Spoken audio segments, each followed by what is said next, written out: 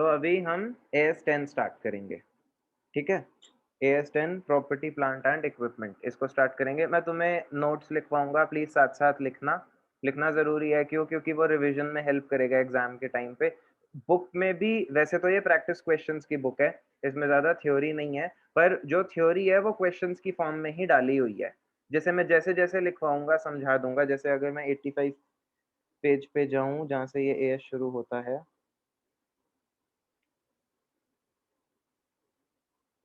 तो जो बुक है इरेज़ ही नहीं हो रहा, उसमें देखो जैसे ये है तो क्वेश्चंस ही ये सारे क्वेश्चन की फॉर्म में है, पर ये सारे के सारे थ्योरी को कवर कर देता है। जैसे ये एप्लीकेबिलिटी को कवर कर देता है, ये किस पे एप्लीकेबल है, किस पे एप्लीकेबल नहीं है। ये कवर कर लेगा क्या-क्या डेफिनिशंस हैं, प्रॉपर्टी, प्लांट एंड इक्विपमेंट किसे कहते हैं, कैरिंग अमाउंट क्या होता है, कॉस्ट क्या होता है, डेप्रिसिएशन क्या होता है। तो थ्योरी बुक में भी कवर्ड है। तो फिर सर लिखवा क्यों रहे हो? लिखवा इसलिए रहा हूँ क्योंकि जब खुद लिखते हो तो थोड़ा याद भी हो जाता है और समझ आता है। ऐसे थ्योरी सिर्फ पढ़नी होती तो ट्यूशन ही नहीं लगाते, वो तो फिर खुद ही पढ़ सकते थे। बुक में किसी भी बुक में मिल जाता, कोई बड़ा इश्यू नहीं है। तो इसीलिए लिखना ज़रूरी है, ठीक है? तो इसीलिए मैं बुक से साथ-साथ दिखाता रहूँगा, ये डेफिनिशंस कहाँ से आई, मैं जो बेयर एएस है, जो इंस्टीट्यूट ने इश्यू किया, एमसीए ने इश्यू किया, वो भी दिखा दूँगा, ठीक? तो प्लीज़ इसे लिखना। बाकी अगर नहीं भी हम लिख पाएँ, मैं ऐसा भी कर सकता हूँ कि मैंने नोट्स बनाए हुए हैं, तो मैं ना फ़ोटो लेकर के शेयर कर सकता हूँ। मैं ग्रुप में फ़ोटो लेकर के शेयर कर दूँगा, ताकि वहाँ से तुम लिख पाओ। अगर मेरे को लगेगा क्लास में बहुत ज़्यादा टाइम यूज़ हो रहा है लिखने-लिखने में, तो मैं वो नोट्स फ़ोटो लेकर के शेयर कर दूँगा, या क्लास के बाद मैं तुम्हें दे दूँगा अपने नोट्स, तुम वहाँ से कॉपी कर सकते हो। मैं क्लास में सिर्फ़ फ़ोटो लेकर के समझा दूँगा। अभी देखते हैं जितना टाइम लगेगा, जितना हम अफ़ोर्ड कर सकते हैं, उस हिसाब से करेंगे। ठीक है? तो AS10 property, plant and equipment.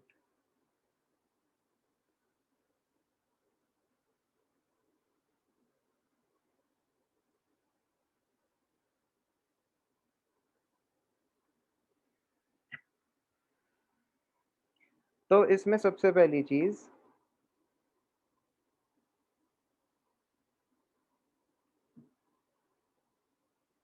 Applicability and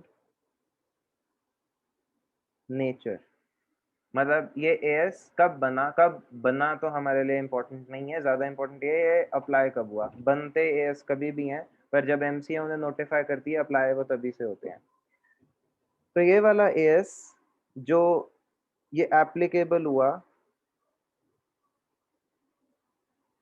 उसकी डेट है 1/04/2016, ठीक है? नेचर, ये ये एएस किस पे एप्लीकेबल है, मतलब किन चीज़ों में हमें इस एएस को रेफ़र करना है? ये एएस टैंजिबल फिक्स्ड एसेट्स के ऊपर एप्लीकेबल है, ठीक है? टैंजिबल फिक्स्ड एसेट्स, अब ये क्या होते हैं? देखो फिक्स्ड एसेट्स वो होते हैं, जैसे कई तरह के एसेट्स होते हैं, इन्वेंटरी, इन्वेस्टमेंट्स। तो इन्वेंटरी का एक अलग एएस है, एएस2। इन्वेंटरी कौन सा एसेट है? जो which we have held for sale in ordinary course of business. तो ऐसे जो भी चीजें हैं जो मैंने खरीदी हैं, जो मेरा काम ही खरीदने बेचने का है, उन्हें मैं एएस2 में लेके जाता हूँ। इन्वेस्टमेंट जो हम कर चुके हैं एएस13, वो क्या है? वो आइटम्स बेसिकली जिन्हें मैं प्रॉफिट अर्न करने के लिए होल्ड करता हूँ। मेरा काम नहीं है वो, पर मैंने फिर भी उनसे प्रॉफिट अर्न करना है इसलिए उन्हें होल्ड किया है, तो उस पे एएस13 एप्लीकेबल हो जाता है। तो यहाँ फिक्स्ड एसेट्स कौन से होते हैं? एसेट्स हेल्ड फॉर यूज़, ठीक है? अभी वो यूज़ क्या-क्या हो सकता है, कैसा भी यूज़, पर हाँ, डिटेल में करेंगे हम इसे।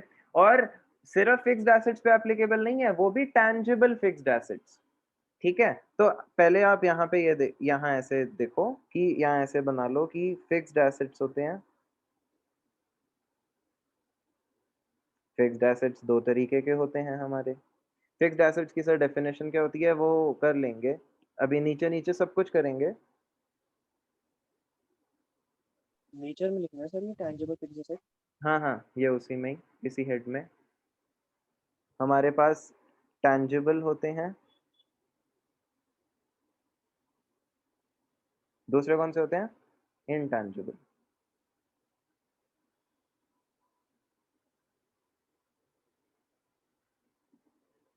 तो जो टैंजिबल एसेट्स हैं, फिक्स्ड टैंजिबल, इनके ऊपर AS10 अप्लाई होता है जो हम अभी पढ़ने वाले हैं, और जो इनटैंजिबल फिक्स्ड एसेट्स होते हैं उनके ऊपर AS26 अप्लाई होता है। ठीक है, जैसे 12th क्लास में आपने किया होगा ना गुडविल, वो TS ग्रेवाल जो बुक होती है उसमें कई कई यस गुडविल सर। के रेफरेंस में कुछ कुछ लिखा होता है कि गुडविल की वैल्यूएशन ऐसे ऐसे एज पर AS26 ऐसे ही। अभी 12th क्लास के बच्चे को क्या पता है AS26 क्या, पर ठीक है उसको थोड़ा थोड़ा बताओ कि हाँ अच्छा, टीचर्स भी स्कूल में बोलते हैं AS26 है, उन्हें भी नहीं पता होते क्या AS, पर ठीक है वो भी सही बोलने के लिए बताते हैं, AS AS बोलने में अच्छा लगता है। तो हमने यहाँ पे इसको टैंजिबल AS पे सर अप्लाई इसको तो फुल फॉर्म में नहीं बताती टीचर को स्कूल वाले। ठीक है, मतलब देखो स्कूलिंग लेवल पे आप कैसे एक्सपेक्ट कर सकते हो, पर ठीक है, अब ये सिस्टम का थोड़ा प्रॉब्लम है मोर देन टीचर्स का। कुछ टाइम पहले मेरे पास एक स्टूडेंट आया, उसने मेरे को बोला कि सर मेरे स्कूल में बोला कि 33 AS होते हैं, AS। तो मैंने, अब मैं कैसे उसको समझाऊं, पहले तो ये नंबर ही गलत है, 33 तो कभी भी नहीं थे, पहले भी 32 होते थे पहले, फिर उन्हें 29 कर दिया, और 29 में भी दो एएस हैं ही नहीं, AS6 नहीं है और AS8 नहीं है, तो इफेक्टिवली 27 है। अब उसको स्कूल टीचर, अब वो बोला ही क्यों, मेरे को बस ये था कि क्या जरूरत है, इसको तो पता ही नहीं एएस क्या होते हैं, कितने होते हैं, क्या होता है, ये जान के क्या करेगा। तो खैर वॉट ये यहाँ तक नोट कर लो, और इसके नीचे प्लीज एक चीज नोट करो, जब हम इसकी एप्लीकेबिलिटी की बात करते हैं तो ये किस किस पे एप्लीकेबल है। देखो हम ना इसमें अभी हमने वो स्टार्टिंग का वर्ड छोड़ा है, हर एएस हर कंपनी पे एप्लीकेबल नहीं होता, कुछ किसी पे होते हैं कुछ किसी पे नहीं होते। ये वाला एएस, इसमें कोई अच्छा सा कलर है, पर्पल ले लेते हैं। ये वाला as, this as is applicable on all enterprises.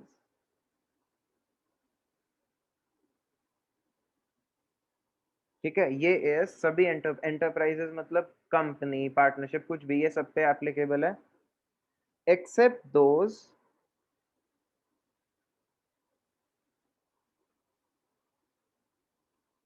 On which Ind AS is applicable. मतलब ये सभी कंपनीज को AS10 अप्लाई करना है, सिवाय उन कंपनीज के जिनके ऊपर इंड एस एप्लीकेबल है।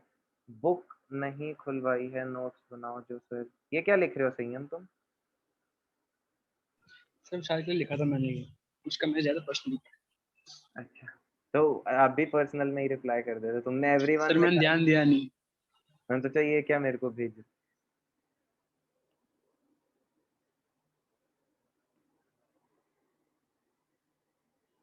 ठीक है, तो ये तो एएस की बात है। अब ये प्लीज नोट करना कि हम टैंजिबल फिक्स्ड एसेट्स के साथ डील कर रहे हैं, अभी हम डिफाइन करेंगे हर चीज को कि टैंजिबल एसेट्स कहते हैं किसे, हमें पता है 11th क्लास से टैंजिबल किसे कहते हैं, बट स्टिल डिफाइन करना जरूरी है। ठीक है, यहाँ तक लिख लो, लिख लोगे फिर मेरे को बताना कि लिख लिया।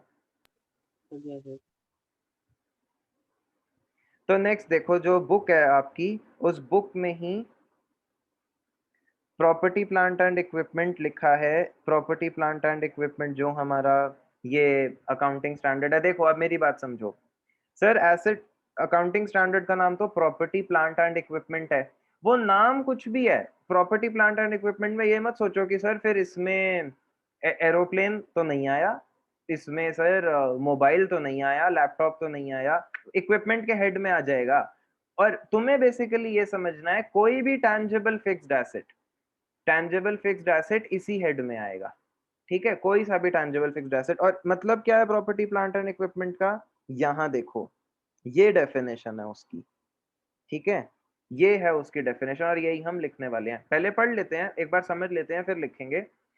तो ये एसेट किन किन चीजों में डील करता है, tangible items that are held for, वो कोई भी टैंजिबल आइटम क्या होती है, वो चीजें जिनकी फिजिकल एग्जिस्टेंस है, वो चीजें जिनकी फिजिकल एग्जिस्टेंस है उनको हम टैंजिबल आइटम्स कहते हैं।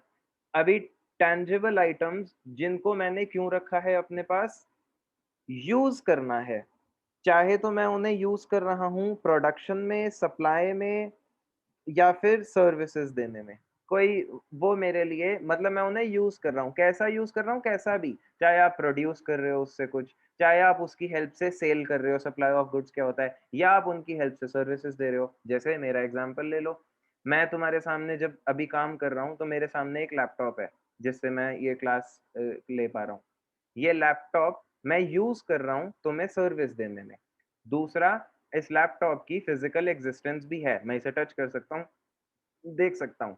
मेरे लिए अगर इस लैपटॉप से रिलेटेड कोई भी क्वेश्चन कि सर इसकी वैल्यू कैसे रिकॉर्ड होगी, इस पे इसकी अगर इसका सब्सिक्वेंट चेंज क्या, मतलब जो भी क्वेश्चन इसमें हम आगे आगे देखेंगे, इनिशियल रिकॉग्निशन कैसे है, सब्सिक्वेंट रिकॉग्निशन कैसे है, तो मैं इस एसेट को AS10 के थ्रू जो भी लिखा है वहां से रेफर करके इसके बारे में जो भी मेरे को करना है तब मेरे को पता चलेगा। मैं इस पे AS13 नहीं लगाऊंगा, मैं इस पे AS2 नहीं लगाऊंगा, ये मेरे लिए देखो AS2 में भी टैंजिबल चीजें होती हैं, इन्वेंट्री भी हमारी टैंजिबल हो सकती है, पर हम तो यहाँ सिर्फ टैंजिबल नहीं नोट करना, वो टैंजिबल एसेट जिन्हें आप यूज कर रहे हो अपने लिए। ये तो एक पॉइंट है। इसके अलावा और यहाँ ना और है जो कि रह गया, और रेंटल टू अदर्स। आप इस एसेट को खुद तो यूज नहीं कर रहे, आपने किसी और को रेंट पे दिया है, तो भी ये AS10 नहीं आएगा, ठीक है। या फिर आप इसको एडमिनिस्ट्रेटिव पर्पसेस के लिए यूज कर रहे हो, मतलब वही कंपनी के एडमिनिस्ट्रेटिव पर्पसेस के लिए। इन तीनों में से कोई भी एक कंडीशन फुलफिल होती है, या तो आप खुद यूज कर रहे हो, खुद किसी भी डिपार्टमेंट में यूज कर रहे हो, कोई इशू नहीं है, या फिर आपने इस चीज मशीन को वगैरह भी देंगे, वो भी आएगी इसमें कि मशीन वगैरह रेंट पे दी है, ये सिर्फ प्रॉपर्टी प्रॉपर्टी पे। नहीं, मशीन भी, कोई भी कोई भी चीज, कोई भी टैंजिबल चीज जो आपने किसी और को रेंट पे दे दी, वो आप तो खुद तो यूज नहीं कर रहे पर कोई और तो यूज कर रहा है और आपको उसका रेंट मिल रहा है, वो भी AS10 में आएगा, ठीक है। तो यूज हो गया, चाहे मैं खुद करूं चाहे मैं किसी और को दे करके यूज करने के लिए उससे रेंट लूं। और दूसरी चीज होती है, इनमें से कोई भी एक पॉइंट फुलफिल हो जाए, इन तीन में से कोई भी एक पॉइंट फुलफिल हो जाए।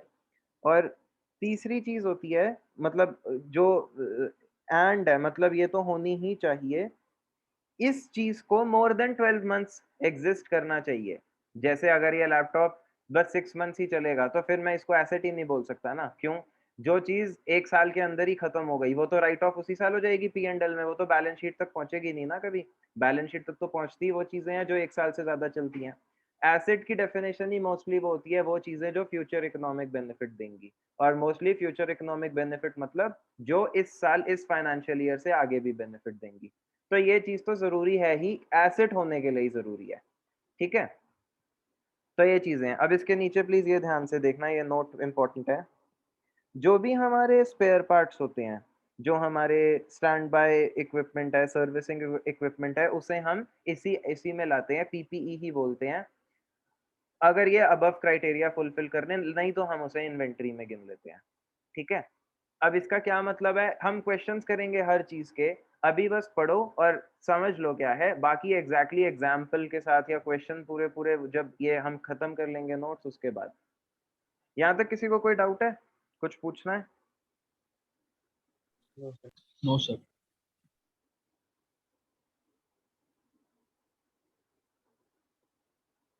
तो सेकंड पॉइंट हम लिखेंगे,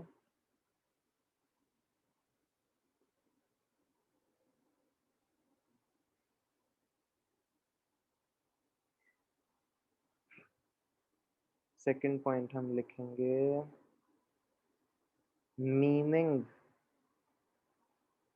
ऑफ PPE, कि ये जो एसेट, ये जो है अकाउंटिंग स्टैंडर्ड, ये किस चीज को कवर करता है, किस चीज पे एप्लीकेबल है। तो PPE क्या होता है? PPE की फुल फॉर्म मैं नहीं लिखूंगा हर बार, वो आपको पता है, प्रॉपर्टी प्लांट एंड इक्विपमेंट, वो ऊपर ही लिखवा दी थी। PPE are tangible assets that are held for, सबसे पहला, देखो आप चाहो तो इस सेम को कॉपी कर सकते हो, यूज इन प्रोडक्शन और सप्लाई ऑफ गुड्स और सर्विसेज, ऐसे कर सकते हो। मतलब चाहे तो कॉपी कर लो, कॉपी ही कर लेंगे। यूज इन प्रोडक्शन और सप्लाई ऑफ गुड्स और सर्विसेज, या तो ये फुलफिल हो जाए या फिर रेंटल टू अदर्स, आपने इस चीज को लिया है और दूसरे को रेंट पे दे दिया। अभी इसमें ना आगे कुछ और भी बात करेंगे, क्योंकि यहाँ एक छोटी सी प्रॉब्लम आती है। कई बार आपको लगेगा कि सर अगर किसी चीज को लिया है और उसको किसी और को रेंट पे दिया तो ये तो इन्वेस्टमेंट हो गया, तो ये 13 में आना चाहिए। तो क्या डिफरेंस है वो डिस्कस करेंगे। और थर्ड पॉइंट है administrative purposes.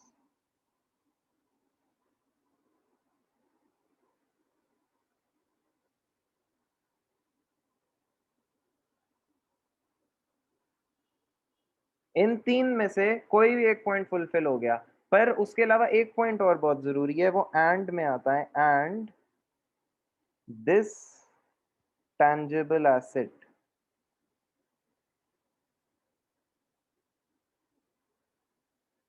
should have a life of more than 12 months। ये जो टैंजेबल एसेट है इसकी लाइफ 12 महीने से ज्यादा होनी चाहिए। ये तो एसेट होने के लिए ही जरूरी है, वरना तो एक्सपेंस बन जाएगा। ठीक है, तो इसको इस चीज को प्लीज ध्यान से देखना। अगर इसमें कुछ भी डाउट है तो पूछना। क्यों, क्या इससे रिलेटेड क्वेश्चन आ सकता है, वी डोंट नो। और समझ में नहीं आएगा तो आगे क्वेश्चन क्या करेंगे जब यही इसी में कंफ्यूजन चलता रहेगा। अब एक दूसरी चीज देखो कि सर अभी मैं एक मतलब इससे हटके अब जो मैं बता रहा हूँ वो लिखना नहीं है, वो वैसे ही समझो। मैंने एक घर खरीदा, या मैं कंपनी हूं, मैंने एक लेट्स से एक प्रॉपर्टी खरीदी। तो हमारी कंपनी ने एक प्रॉपर्टी खरीदी।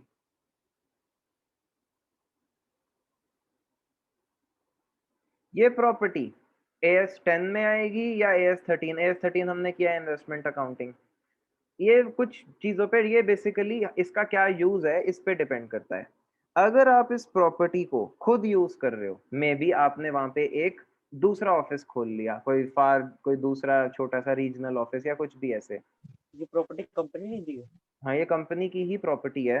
अगर इसको खुद यूज कर रहे हो, ओन यूज के लिए यूज करते हो, तो क्या एप्लीकेबल है, AS10। आप इसको गेस्ट हाउस की तरह यूज कर रहे हो, मतलब खुद तो वहां नहीं रहते, पर जो भी गेस्ट वगैरह आते हैं तो भी AS10। बेसिकली ये भी ओन यूज ही आ गया। आपने इसको किसी और को रेंट पे दे दिया तो भी AS10।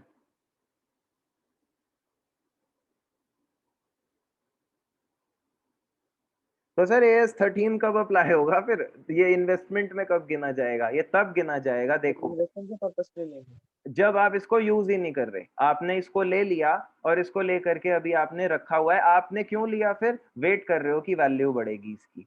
तुमने इसे यूज करने के लिए लिया, प्रॉफिट अर्न करने के लिए लिया था। अगर मैं बुक पे ही जाऊं तो बुक में AS13 वाले चैप्टर पे जाता हूँ। बुक में ना मैंने ज्यादा थ्योरी नहीं डाली, क्योंकि मैं चाहता था कि मैं नोट्स लिखवाऊं। तो कुछ थ्योरी तो मिल जाएगी हमें यहाँ, कुछ नहीं भी मिलेगी, तो वो कोई इशू नहीं है, क्योंकि हमने एक्चुअली यहाँ से रेफर ही नहीं करना ज्यादा। जैसे इसमें ना एक इन्वेस्टमेंट प्रॉपर्टीज का क्वेश्चन होगा।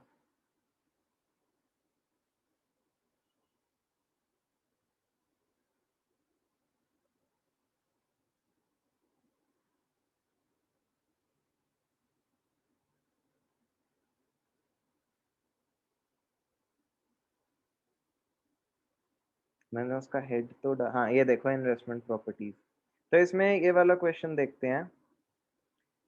ये क्वेश्चन देखो, ये AS13 में है, पर ये इक्वली AS10 के लिए भी इंपॉर्टेंट है। तो अगर 29 क्वेश्चन देखे, Ramakrishna limited purchased a residential flat as an investment property in the Sea View Residents Cooperative Society for 60 lakhs. However, for purchasing the flat, the company had to obtain membership fees. ये तो वो question है, वो छोड़ो। वो ये बोल रहा है कि advice, would your answer differ if the flat was purchased with an intention of using it as a guest house? देखो यहाँ पे AS13 क्यों एप्लीकेबल है, यहाँ ये थर्ड वाला पार्ट देखना, एज पर AS13 investment property is an investment in land और building that are not intended to be occupied substantially for use by और in operations of the investing enterprise. AS13 कब applicable होता है, अगर मैं कोई प्रॉपर्टी खरीदूं without an intention of use, यहाँ लिखा है ना, not intended to be occupied substantially, तो सर खरीदा क्यों है, बस प्राइस के बढ़ने का वेट कर रहे हैं और फिर बेच देंगे, यही तो इन्वेस्टमेंट होता है। और यहाँ पे लिखा हुआ था कि अगर ये एक गेस्ट हाउस होता तो क्या करते, तो नीचे लिखा है if the flat was purchased for use as a guest house, it constitutes a fixed asset of the company and will be governed by AS10। ठीक है, अकाउंटिंग फॉर फिक्स्ड एसेट नहीं है, इसका नाम बदल चुका है अकाउंटिंग फॉर पीपी, पर पहले इसका नाम ना actually accounting for fixed assets ही होता था। 1/4/2016 से पहले भी AS10 था, तब उसका नाम अकाउंटिंग फॉर फिक्स्ड एसेट था, फिर नाम पीपी कर दिया, पर ऑलमोस्ट बात सेम है। ठीक है, मतलब अंदर की चीजें भी बदली हैं पर एप्लीकेबिलिटी ऑलमोस्ट वही है। ठीक है, तो ये चीज समझ लो। अब समझ आ गया डिफरेंस। बेसिकली अगर आप कोई भी प्रॉपर्टी खुद यूज कर रहे हो, गेस्ट हाउस दिया है, रेंट पे किसी को दिया है, AS10 एप्लीकेबल है। अगर सिर्फ इसलिए लिया है कि प्राइस बढ़ जाएगा बेच देंगे, खुद से यूज नहीं कर रहे, नॉट इंटेंडेड फॉर यूज है, उस केस में AS13 आएगा। तो ये चीज क्लियर है सबको? डाउट है तो प्लीज बता दो। सर क्लियर है। ठीक है, ये चीज इसके नीचे एक नोट भी लिख लो।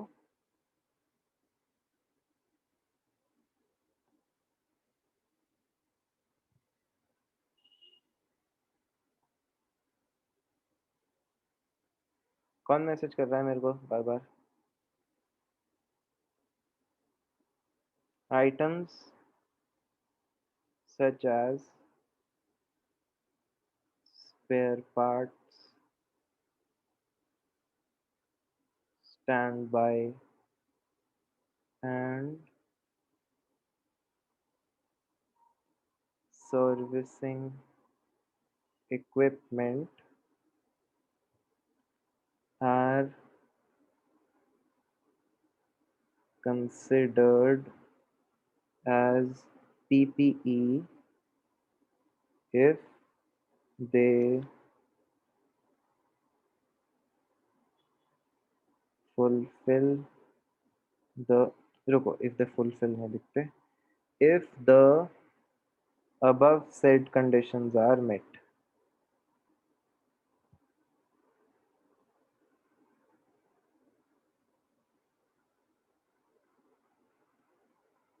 Otherwise they are considered, sir आप लिखो, मतलब ऐसे ही बता दो, डिक्टेट कर दो। नहीं तो फिर तो मेरे को पता ही नहीं चलेगा कि किसने लिखा किसने नहीं। Considered inventories as per AS2। और ज्यादा टाइम, मतलब ऐसे थोड़ा टाइम लगेगा, पर जब अभी जैसे मैं कोशिश करूंगा कल थोड़ा ऑफलाइन लूं क्लास, तो उसमें मैं ज्यादा ज्यादा ज्यादा करा दूंगा।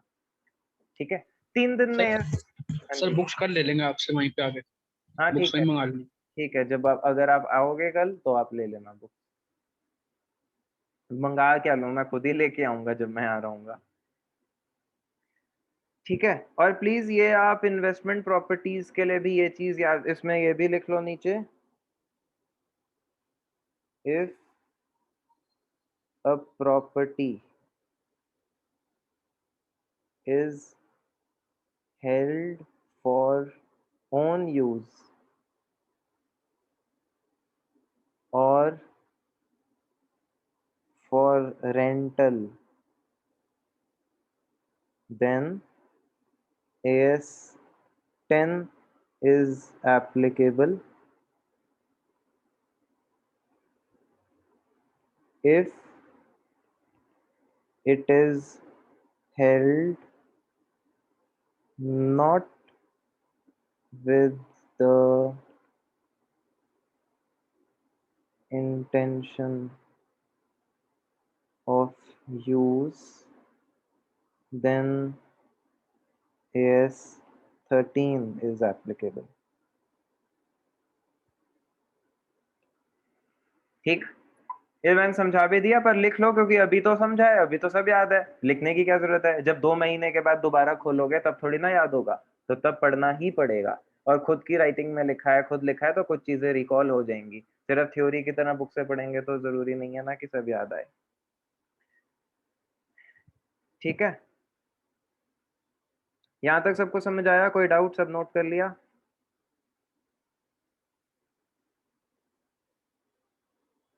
अब नेक्स्ट हमने ये तो डिस्कस कर लिया ये किस पे एप्लीकेबल है, ये भी डिस्कस कर लेते हैं ये किस पे एप्लीकेबल नहीं है। Assets outside the scope of AS 10, वो कौन से एसेट्स हैं जो शायद, अब मैं ये क्यों लिख रहा हूँ सर, आपने बता तो दिया एप्लीकेबल किस पे है, तो जो नहीं आए वो उन पे एप्लीकेबल नहीं है। कुछ कुछ होंगे जो कंफ्यूज कर देंगे, तो उन्हें स्पेसिफिकली मेंशन करना जरूरी है।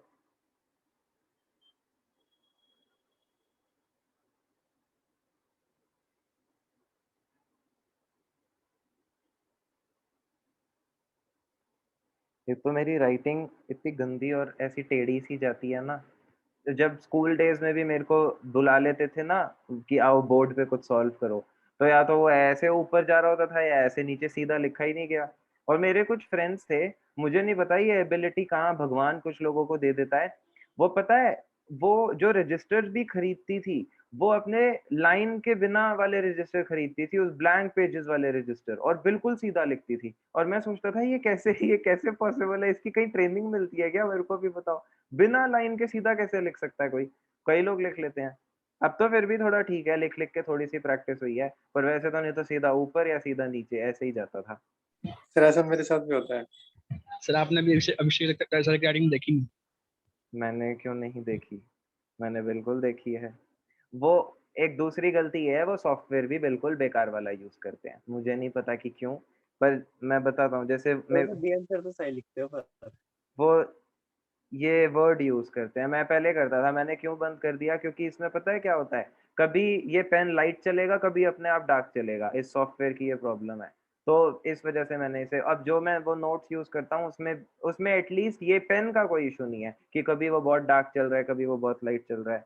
तो खैर ये तो खुल भी नहीं रहा। हाँ ये है ना, अभी इसमें पता है प्रॉब्लम क्या है, इस इधर अभी जैसे ये जो लाइंस हैं, अगर मैं उसमें कर रहा हूँ तो ऑटोमेटिकली सीधी हो जाएंगी ये, पर इधर इशू ये होता है, जैसे ये देख रहे हो, ये कभी, अब ये देखो, ये कभी इतना मोटा सा चला और कभी पतला सा, ये पेन का इसमें है प्रॉब्लम, तो इस वजह से इसमें तो और ही खराब हो जाती है। तो ये वाला सॉफ्टवेयर सही है, अगली बार ये उन्हें बोल देना कि ये वाला, ये नोट्स देख रहे हो, नोट्स में पढ़ा हाँ नोट्स पे करें, यहाँ पे बेटर आएगा। ठीक है, assets outside the scope of AS 10। Please एक सेकंड वेट करो, मेरे को लैपटॉप को चार्जिंग पे लगाना है, एक सेकंड वेट करो।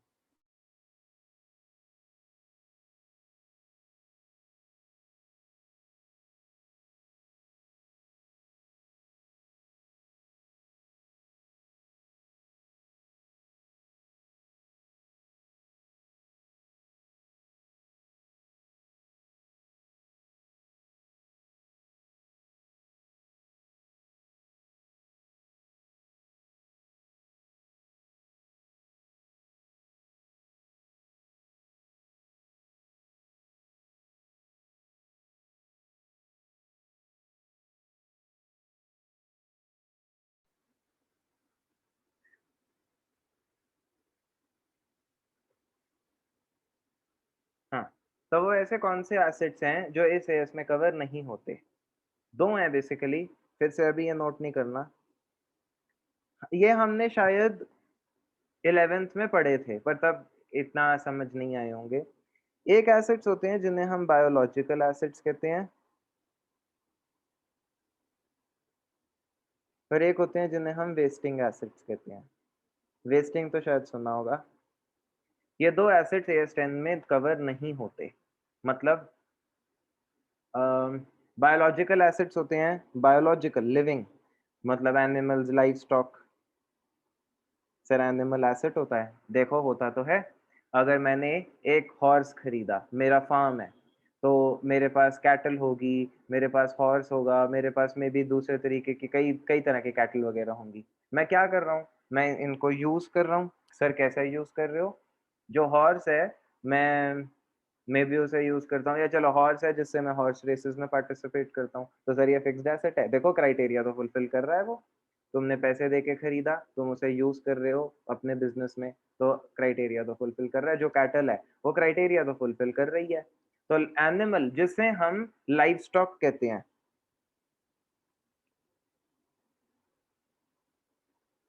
उस पे AS10 नहीं लगता, ठीक है। और दूसरा बायोलॉजिकल एसिड क्या है? अगर आपके पास कोई ट्रीज वगैरह हैं, मतलब प्लांट्स या ट्रीज, ये भी बायोलॉजिकल एसिड्स तो हैं, पर आप इसको यहाँ पे AS10 इन पे एप्लीकेबल नहीं होता। वेस्टिंग एसिड्स कौन से होते हैं? Basically natural resources. Natural resources मतलब जैसे मिनरल्स, कोई भी naturally occurring mineral, iron ore हो गया, कॉपर हो गया, एल्यूमिनियम हो गया, जो हम जमीन से एक्सट्रैक्ट करते हैं। अब मैं ओर्स की बात कर रहा हूँ, ठीक है। मतलब जैसे तुम बोलो सर ये जो लैपटॉप खरीदा है, ये लैपटॉप भी तो मेटल का बना है, इसकी बात थोड़ी ना कर रहा हूँ। जो नेचुरली अकरिंग मिनरल है, जो जमीन से निकाल रहे हो आप, उसकी बात कर रहा हूँ। ऑयल हो गया, गैसेस हो गई, नेचुरल गैसेस हो गई। इसे वेस्टिंग एसिड क्यों कहते हैं? इन्हें बायोलॉजिकल क्यों कहते हैं? तो सिंपल है, बायोलॉजिकल लिविंग है तो बायोलॉजिकल हो गए। वेस्टिंग, इन्हें क्यों वेस्टिंग कहते हैं? ये नेचुरल मिनरल्स, गैसेस, ऑयल, इसे वेस्टिंग क्यों कहते हैं? क्योंकि ये खत्म होते हैं, खत्म होते जाते हैं। मतलब आपने एक जगह से ऑयल निकाला, जब खत्म हो जाएगा तो खत्म। प्लांट्स या लाइफ स्टॉक का तो ऐसा है ना कि ये फिर से आते रहेंगे, बायोलॉजिकल है, रीजेनरेटिव है। ये नॉन रीजेनरेटिव है। और जिस दिन दुनिया से पेट्रोल खत्म, उस दिन खत्म। फॉसिल फ्यूल्स जो भी हैं, जब ये खत्म तो खत्म। नेचुरल मिनरल्स जिस दिन खत्म तो खत्म, फिर हम कोई तरीका थोड़ी है कि और लगाएंगे, तो इसे वेस्टिंग एसिड्स कहते हैं, ठीक है। इन पे AS10 एप्लीकेबल नहीं होता। तो AS10 इन पे एप्लीकेबल नहीं होता। समझ आ गया? ये चीज बुक में भी लिखी है।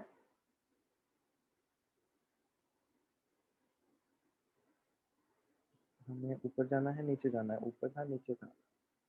नहीं, हाँ ऊपर ऊपर।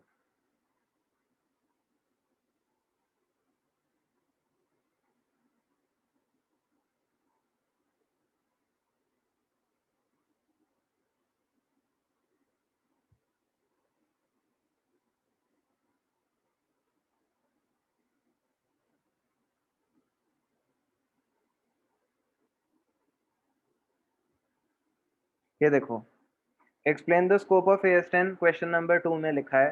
एप्लीकेबिलिटी किस पे एप्लीकेबल है? वो लिखा है नॉन एप्लीकेबल एसिड्स। इस हेड में देखो, नॉन एप्लीकेबल एसिड्स के अंदर मेंशन्ड है biological assets related to agricultural activity, और दूसरा wasting assets including mineral rights, expenditure on exploration for extraction of mineral oil, natural gas, non and similar non regenerative resources. इसके इनके ऊपर ये applicable नहीं है। तो इसके लिए तो हम एक सिंपल सा ऐसे ही बना सकते हैं ताकि हमें याद रहे।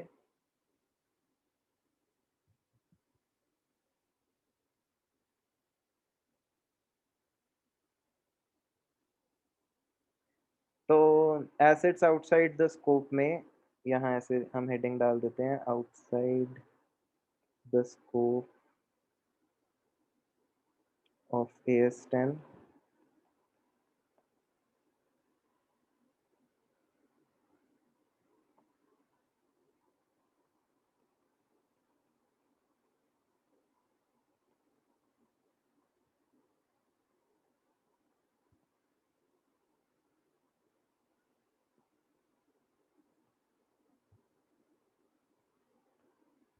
Biological assets, wasting assets, biological assets related to agricultural activity, तो ऐसे लिख देते हैं। बायोलॉजिकल एसिड्स मतलब लाइव स्टॉक, जिसको लाइव स्टॉक नहीं समझ आएगा तो उसके लिए एनिमल्स लिख देते हैं। और दूसरा प्लांट्स, प्लांट्स ट्रीज, मतलब समझ जाना। वैसे नहीं सर आपने तो प्लांट का था, है तो ट्री है, इस पे तो एप्लीकेबल है, वैसी लड़ाइयाँ मत करना। Wasting acid, naturally occurring minerals, जो भी हमारा ऑयल है, मिनरल है, नेचुरल गैस है, ऐसी चीजें। तो वेस्टिंग एसिड्स क्या हुए? ऑयल, मिनरल्स,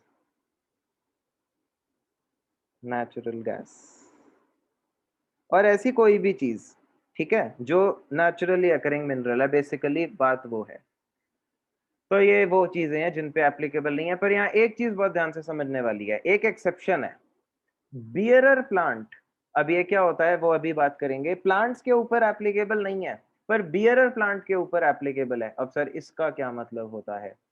प्लांट, अगर यहाँ बात करें तो दो तरीके से हम इसको प्लांट को कह सकते हैं। प्लांट मतलब यही पेड़ पौधे। तो हम दो तरीके के प्लांट्स की बात करेंगे यहाँ। एक होता है बियरर, बियरर प्लांट, और एक को नॉन बियर। ऐसा नॉन बियरर कोई वर्ड नहीं है, पर अगर एक बियरर है तो इंग्लिश में ग्रामेटिकली दूसरे को नॉन बियरर प्लांट कहेंगे। तो जब हम कह रहे हैं ये प्लांट पे एप्लीकेबल नहीं है, हम नॉन बियरर की बात कर रहे हैं, बियरर की बात नहीं कर रहे। पर सर बियरर होता क्या है? देखो बियरर प्लांट ये है जिसके ऊपर फ्रूट लगता है। उस प्लांट का बेनिफिट ये है कि उस पे फ्रूट लगता है, आप फ्रूट तोड़ते हो तो फ्रूट बियरर है ना, बियर कर रहा है फ्रूट्स, इसलिए उसका नाम बियरर है। वो फ्रूट बियर करता है, आप उसका फ्रूट तोड़ते हो, खाते हो या बेचते हो और मस्त ऐश करते हो। आप उस ट्री को डैमेज नहीं करते हो अपने बेनिफिट के लिए। मतलब सर ऐसा भी होता है कि हम किसी ट्री को, हाँ जो फर्नीचर बनता है, देखो कई सारे टीक ट्री होता है, टिम्बर वगैरह के लिए ट्रीज होते हैं। क्या उस ट्री के ऊपर फ्रूट लगता है टिम्बर या टीक की फॉर्म में और आप तोड़ लेते हो? नहीं। अगर तुम्हें उस ट्री से बेनिफिट चाहिए तो तुम्हें ट्री को काटना पड़ेगा। वो होता है नॉन बियरर प्लांट। डिफरेंस समझ में आया? जिस प्लांट से बेनिफिट लेने के लिए उस प्लांट को ही खत्म करना पड़ता है वो नॉन बियरर होता है।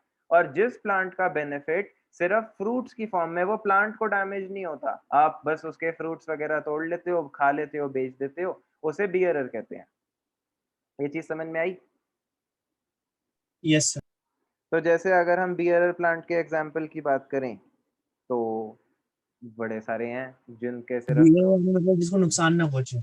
बेरर मतलब जिसका बस आप फ्रूट तोड़ते हो, उस हाँ, ट्री से, उस ट्री के वुड से आपको कोई लेना देना नहीं है। उस ट्री को आप नहीं काटते, डैमेज नहीं करते नॉन आप। बियर मतलब जिसको नुकसान पहुंचा के यूज करना था। हाँ मतलब उस ट्री से अगर बेनिफिट लेना है तो उसे काटना ही पड़ेगा। उस पे एज सच कुछ बियर नहीं हो रहा कि उस पे कोई फ्रूट लटक रहा हो जो आप जाके तोड़ लो और बेनिफिट ले लो।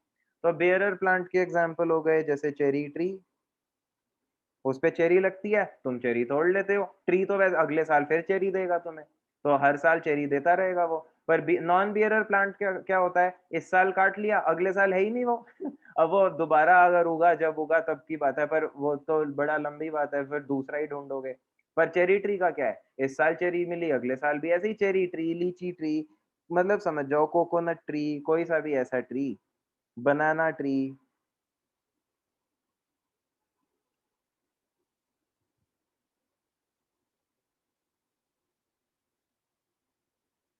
नॉन बियरर क्या हुआ? टीक ट्री, मतलब हमें अगर टीक चाहिए तो इसको काटना पड़ेगा और फिर अगले साल ये प्लांट है ही नहीं। तो इसकी तो AS10 किस पे एप्लीकेबल है? इस पे ये तुम्हें लिखना नहीं है अभी, कहीं तुमने लिख लिया हो, ये तो मैं अभी एक्सप्लेन कर रहा हूँ, लिखवाऊंगा मैं। इस पे AS10 एप्लीकेबल है, इस पे नहीं है, ठीक है। बियरर प्लांट पे एप्लीकेबल है। तो यहाँ हम जरा बियरर प्लांट देखते हैं। देखो यहाँ तो बस छोटा सा लिखा है, इसका डिटेल भी कहीं दिया होगा। ये देखो, right short notes on bearer plant, ये फोर्थ, और ये आया हुआ है। ये क्वेश्चन कब आया है? मई 18 में। तो उन्होंने पूछा है, तो थ्योरी में वो कुछ भी पूछ सकते हैं। मैं ये नहीं कह रहा हूँ कि आपको वर्ड बाय वर्ड रटना है, वो तो पॉसिबल ही नहीं है, तुम्हें समझना है और अपनी लैंग्वेज में लिख देना है। तो बियरर प्लांट किसे कहते हैं? Is used in the production और सप्लाई ऑफ एग्रीकल्चरल गुड्स। ये इंपॉर्टेंट पॉइंट है। Is expected to bear produce for more than one period, मतलब इसके ऊपर जो फ्रूट या वगैरह मिलेगा वो हमें 12 महीने से ज्यादा, ऐसा नहीं है। मतलब जैसे अब इसको ऐसे भी, अब यहाँ से लोग ये भी समझ सकते हैं कि यूज्ड इन प्रोडक्शन तो सर टीक ट्री भी होता है, पर टीक ट्री की बात क्या है कि आपने उसे एक बार काट दिया तो खत्म, अब वो नेक्स्ट पीरियड में आपको कुछ नहीं देने वाला, कोई प्रोड्यूस नहीं देगा, वो तो खत्म हो चुका है। पर ये सेकंड पॉइंट का क्या मतलब है कि वो एक बार से ज्यादा प्रोड्यूस देगा, मतलब उस पे फ्रूट लगता रहेगा, तुम तोड़ते रहोगे, अगले साल फिर लगेगा। मेरे घर के सामने जामुन का पेड़ है, कई लोग चढ़े भी होते हैं इस पे, तो ऐसा थोड़ी है कि एक बार जामुन तोड़ लिया तो अब आते ही नहीं, हर साल आते हैं, कई सालों से आ रहे हैं, फ्री में खाने को मिलते हैं, बिल्कुल नेचुरल। तो पर अगर ये टीक ट्री होता और ये एक बार ही उगता, कोई इसे देख के काट लेता उसके वुड के लिए, तो उसके बाद तो खत्म, उसके बाद तो नहीं होता। तो एक से ज्यादा बारी बियरर प्लांट आपको अपना प्रोड्यूस प्रोड्यूस मतलब जो भी उस पे उग रहा है वो देता है, ठीक है। और सी पॉइंट क्या है, has a remote likelihood of being sold as agricultural produce. अभी इसको बाद में डिस्कस करेंगे। मतलब इसका यही है कि इस ये ट्री खुद ऐसा नहीं है कि इस ट्री का खुद से कोई बेनिफिट है। जैसे जो ये जामुन का मेरे घर के सामने ट्री है, इसका अगर इस ट्री को हम काट दें, इसका क्या बेनिफिट होगा? किसी को कोई फायदा नहीं होगा। इसके वुड में भी कोई स्ट्रेंथ नहीं होती, फर्नीचर किसी भी वुड से नहीं बनता, कुछ सर्टन ट्रीज ही होते हैं जिनकी वुड से बनता है। तो हैज अ रिमोट लाइकलीहुड मतलब बहुत कम चांस है कि इस ट्री का खुद का कोई एग्रीकल्चर, कि ये खुद किसी एग्रीकल्चरल प्रोड्यूस या ऐसे उस तरीके से बिके, ठीक है। और ऐसी चीजें कौन सी हैं जो बियरर प्लांट नहीं है? जैसे plants cultivated to be harvested as agricultural produce, trees grown for use as lumber, वही लंबर मतलब अपनी वुड के लिए। जिस ट्री को आपने उसकी वुड के लिए ही उगाया और काट दोगे तो वो बियरर प्लांट नहीं है। लास्ट देखो, एनुअल क्रॉप्स, मेज, वीट, ये तो पूरा ट्री, जो एनुअल क्रॉप्स होते हैं मीज, मेज या वीट, ये कोई ट्रीज थोड़ी ना होते हैं, तो खुद ही साथ में ही निकाल लेते हैं, वो खत्म हो जाता है, ठीक। और मतलब वो ट्रीज, अब देखो, अगर एक ट्री ऐसा है जिसपे फ्रूट भी लगेगा और फिर उसकी वुड को भी हम बेचेंगे, तो सर अब ये तो प्रॉब्लम हो जाएगी। अब ये बियरर प्लांट है या ये बियरर प्लांट नहीं है? समझ रहे हो? लेट्स अज्यूम एक ऐसा कोई ट्री है जिसको आप पहले उसका फ्रूट ले लोगे और फिर उसे काट दोगे। तो बात ऐसी है कि ये बियरर है या नहीं है, इसे हम, ये इस चीज पे डिपेंड करेगा कि तुमने फ्रूट, अब एक बार फ्रूट लिया और उसी टाइम ट्री को काट दिया तो बियरर नहीं है, क्योंकि अगली बार तो फ्रूट दे ही नहीं रहा। पर अगर आपने ये सोचा है कि इस ये फ्रूट, ये ट्री जब तक फ्रूट देगा, क्योंकि हर ट्री की लाइफ होती है, ऐसा नहीं जिंदगी भर ही देता रहता है, जब तक उसकी लाइफ है वो फ्रूट देगा, एक पॉइंट पे वो फ्रूट देना बंद कर देगा, तब मैं इसे काट दूंगा, तो वो बियरर प्लांट है, आप तो उसे बियरर प्लांट की तरह यूज कर रहे हो।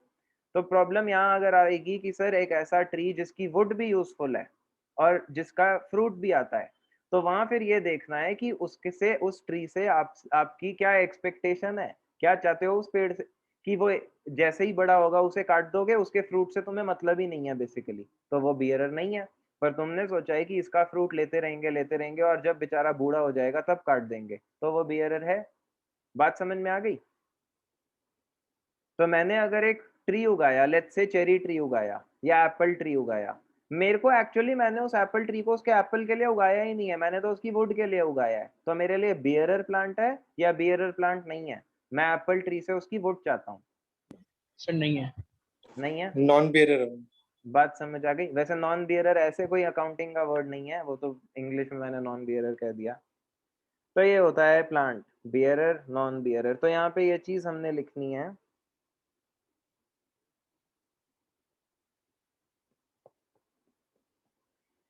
यहाँ एक्सेप्शन बायोलॉजिकल में यहाँ लिखना,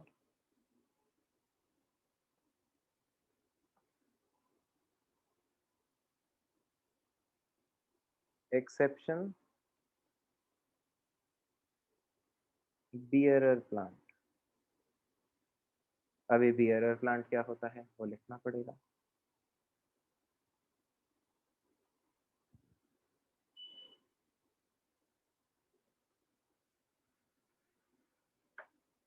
तो वैसे तो इसकी डेफिनेशन यहाँ पे है, बड़ी लंबी सी डेफिनेशन है, पर हम इसको ऐसे लिख देंगे कि बियरर, अगर शॉर्ट में ऐसे ही समझने के लिए लिखना है, एग्जैक्ट डेफिनेशन तो यहाँ है कि bearer plant is a plant that is used for its agricultural produce. ठीक है,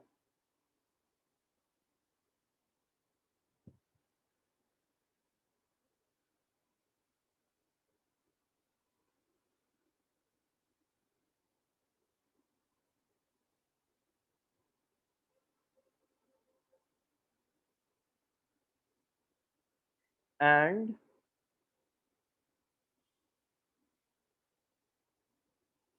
the agricultural produce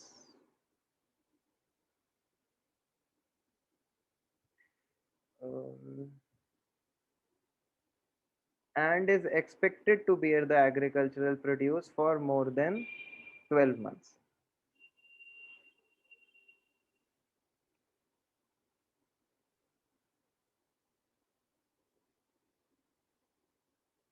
क्या कर रहा हूँ मैं, क्या स्पेलिंग्स लिख रहा हूँ।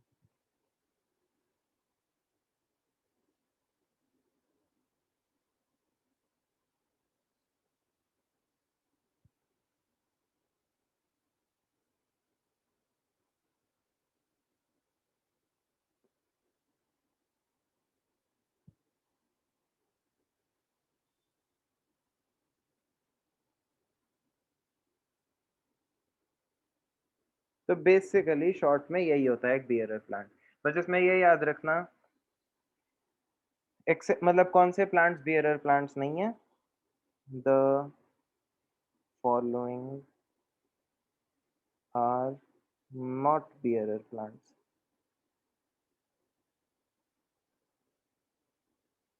कौन कौन से नहीं है? सबसे पहला एनुअल क्रॉप्स,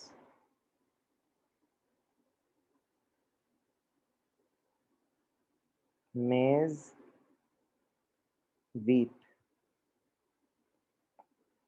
और दूसरा वो जिन्हें हम उनके लंबर के लिए यूज कर रहे हैं।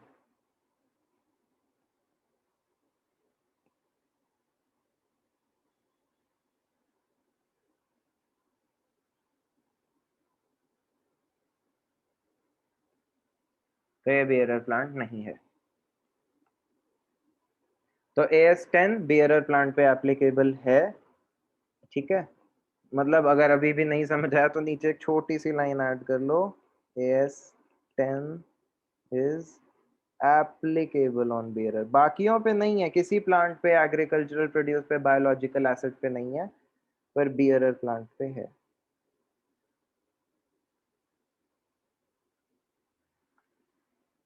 ठीक है, इसके आगे भी ऑब्वियसली और चीजें, आप देखो जैसे नीचे क्वेश्चन ही है, whether the following are bearer plants under AS10, tree grown for use as lumber, no.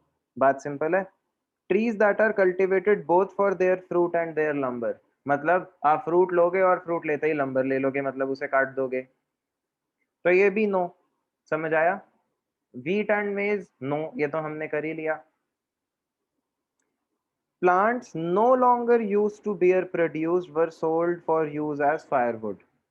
Plant जब कोई, मतलब अब वो फ्रूट बियर कर ही नहीं रहा, तब उसे बेच दिया फायरवुड की तरह। तो ये तो बियर था ना, तुमने एक्चुअली तो उसको उसके प्रोड्यूस के लिए रखा था। यस, तो ये क्वेश्चन हमारा बियरर प्लांट के काफी रिलेटेड डाउट सॉल्व करता है, इसीलिए आप प्लीज बुक ले लेना जल्दी से जल्दी, ताकि साथ साथ पढ़ पाओ। एएस में प्रैक्टिकल क्वेश्चंस जितने इंपॉर्टेंट है उतनी इंपॉर्टेंट ही थ्योरी है, ताकि आप इसको समझ पाओ। ठीक है, और ऐसे क्वेश्चन आ भी सकते हैं थ्योरी में, वो ऐसे 1 मार्क में पूछ सकता है, ट्रू फॉल्स ही पूछ सकता है 2 मार्क्स में। तो ये ध्यान रखना, इसमें ना नंबरिंग, ये 6 पॉइंट में कुछ है ही नहीं है, नंबरिंग का भी एक एरर हो गया, बट चलो, अब जब बुक होती है टाइप प्रिंट तो बहुत सारी थोड़े ऐसे छोटे मोटे एरर्स तो आ ही जाते हैं, कांट हेल्प इट। या तो पहले प्रूफ रीडिंग कराएं, अब उसमें इतना टाइम कहाँ, सांस लेने का तो टाइम मिलता नहीं कभी कभी। तो अभी क्या होगा, अभी ऐसा होगा कि कल आपकी क्लास होगी, कल क्लास होगी 11, ठीक है, 17 ब्लॉक, 11 o'clock। कितनी लंबी क्लास होगी मुझे नहीं पता, वो कल ही देखेंगे। जितनी ज़रूरत होगी, जितना एएस कवर करना है उस हिसाब से क्लास करेंगे हम। और अभी जैसे हमने यहाँ तक अभी हमने बियरर प्लांट की डेफिनेशन समझी है ना, तो उसके बाद हम अभी और कई चीजें हैं, मतलब अभी एएस 10% भी नहीं हुआ, अभी तो बस डेफिनेशंस करी हैं। तो आगे देखेंगे इस एएस में और क्या है। अभी तक हम इसके प्रैक्टिकल पोर्शन पे आए ही नहीं कि फिक्स्ड एसेट्स को कैसे रिकॉर्ड करना है, कॉस्ट कैसे रिकॉर्ड होगी, वो सब चीजें। उसके बाद क्या होगा, ठीक है। तो अब कल मिलेंगे 11 o'clock, offline online both. Sir note दिखाना एक बार, कौन सा नोट? जो लास्ट में लिखा था आपने। जो लास्ट में लिखा था, ये लिखा था। अस्मी, आपकी क्लास मेरे साथ थोड़ी है अभी। बेन सर ने लिखा था आपको। वो बेन सर से पूछो, उनके साथ होगी।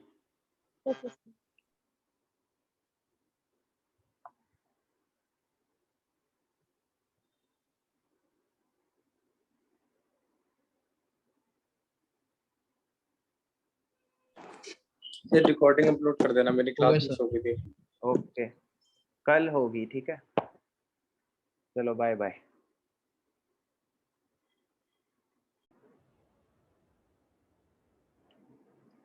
तो हमने पीपीई क्या होता है वो किया था। पीपीई किसे कहते हैं। अभी फोर्थ पार्ट है कि पीपीई की कॉस्ट कैसे निकालते हैं, ठीक है। तो एक सेकेंड,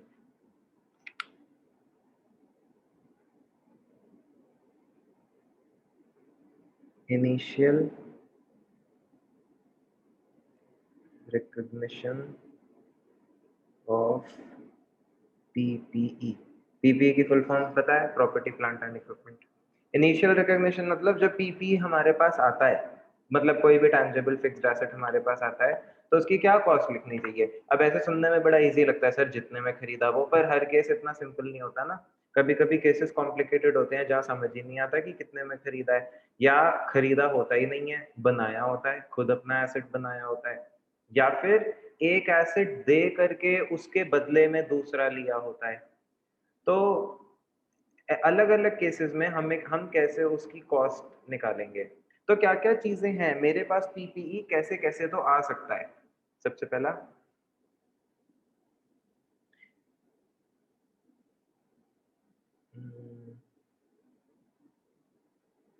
बाय पेमेंट, मैं शॉप पे गया, कैश दिया और पीपी को ले लिया। दूसरा केस सेल्फ कंस्ट्रक्टेड एसेट, मैंने खरीदा ही नहीं, मैंने उसे खुद से बनवाया।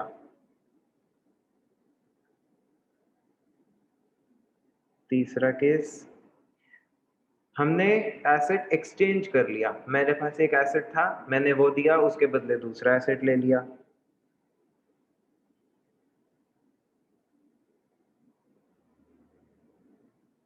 फोर्थ, हायर परचेज एसेट,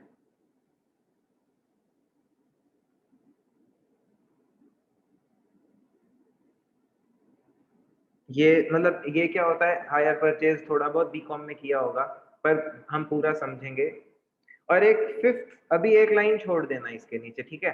अभी फिफ्थ लाइन एक को एक छोड़ देना, वो बाद में जब जरूरत होगी तब लिखेंगे, थोड़ा सा स्पेस छोड़ देना। अब पहले बात करते हैं पेमेंट। आपने एक एसेट खरीदा, तो ये तो बहुत सिंपल है, एसेट खरीदा तो एसेट की कॉस्ट।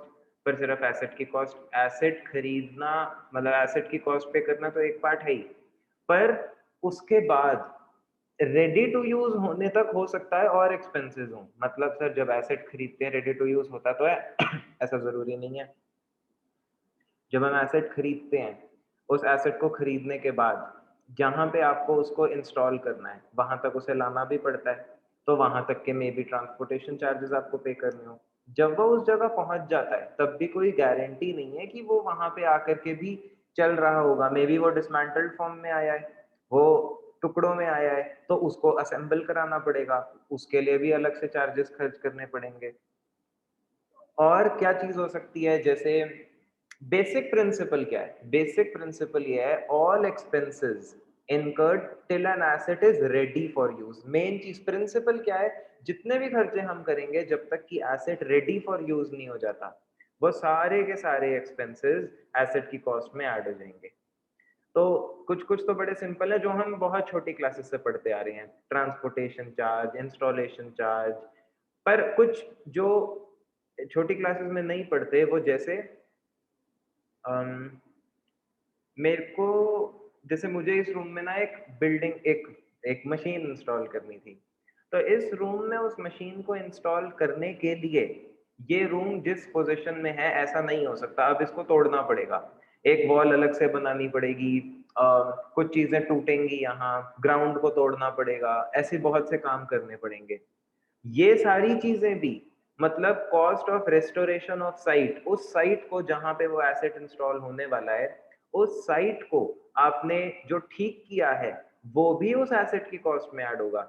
फॉर एग्जांपल, जो एक फाउंडेशन में पढ़ा होगा कैपिटल एंड रेवेन्यू एक्सपेंडिचर में, हमें बनाना है एक मॉल, एक शॉपिंग मॉल, पर जिस जगह पे शॉपिंग मॉल को बनाना है वहां पहले से 2-3 बिल्डिंग्स हैं पुरानी, तो उन बिल्डिंग्स को तोड़ना है, उन बिल्डिंग्स को तोड़ करके जितना भी, जिसे हम हिंदी में मलबा कहते हैं, उसे हमें वहां से हटाना है। मलबा को इंग्लिश में क्या कहते हैं, पता है किसी को? रेजिड्यू। नहीं, डेब्रिस। तो जितना भी डेब्रिस है उसे वहां से हटाना है, फिर उस साइट को लेवल करना है, उसके बाद जाकर के मॉल कंस्ट्रक्शन स्टार्ट होगी। तो बात यह है कि क्या ये सारे काम कॉस्ट में ऐड होने चाहिए एसेट की? हाँ, होने चाहिए, क्योंकि इनके बिना मॉल तो बन ही नहीं सकता। जो भी cost of restoration of old site है वो भी यहाँ आ गया।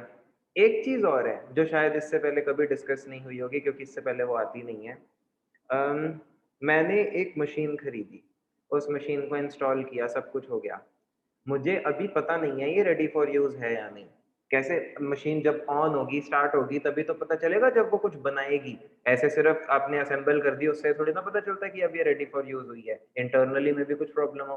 तो हम क्या करते हैं, हम उस मशीन को एक ट्रायल रन करते हैं। ट्रायल रन में हम कुछ सैंपल्स प्रोड्यूस करते हैं। ये सारे सैंपल्स जो आप प्रोड्यूस कर रहे हो, ये जो ट्रायल रन की कॉस्ट है, ये भी मशीन की कॉस्ट में ऐड होगी। क्यों? क्योंकि वो रेडी टू यूज तो ट्रायल रन के बाद होगी ना। तो ट्रायल रन एक ऐसी चीज होती है जो उसकी कॉस्ट में ऐड होती है। पर ट्रायल रन में हमने जो सैंपल्स बनाए, ये सैंपल्स बाद में हमने बेच भी दिए, क्योंकि वो ठीक बने थे, हमें पता चल गया कि मशीन ठीक है, रेडी फॉर यूज है। तो वो जो सैंपल्स बने थे वो हमने बेच दिए। उन सैंपल से जो आपको सेल्स प्रोसीड्स मिले वो आप कॉस्ट से माइनस भी कर दोगे। ठीक है?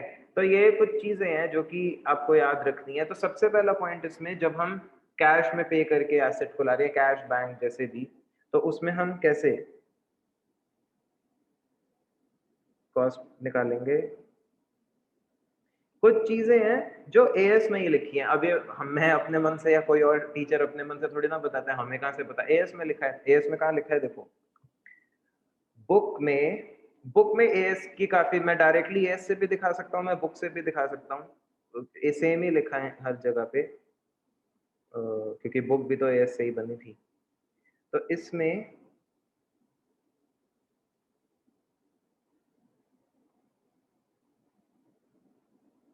जैसे यहाँ देखो, how is cost computed for initial measurement, जब हम खरीद के लाते हैं तब कॉस्ट कैसे निकालते हैं।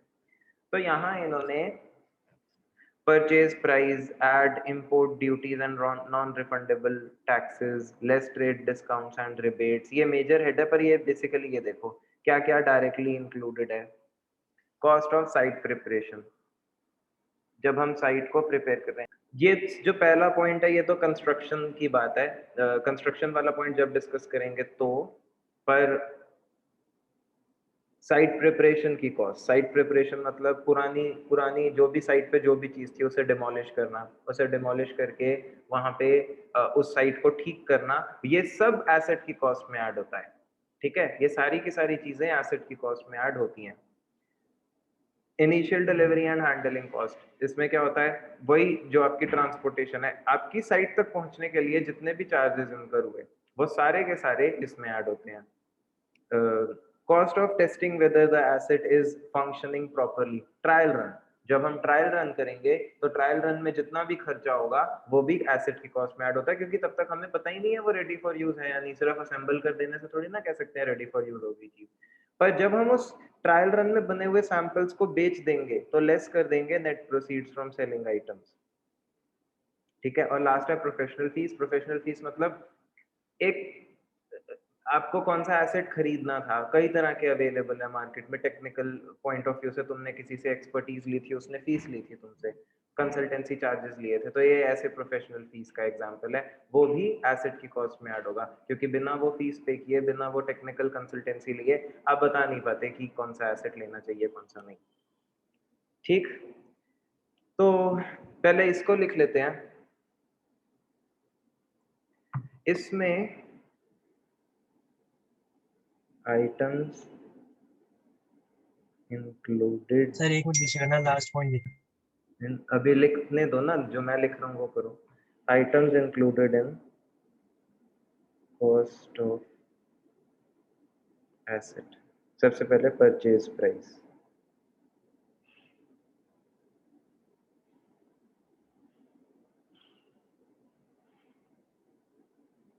Less trade discount. ये तो 11th में पढ़ा था कि जो ट्रेड डिस्काउंट होता है वो सब्ट्रैक्ट हो जाता है, कैश डिस्काउंट नहीं पर ट्रेड डिस्काउंट सब्ट्रैक्ट हो जाता है।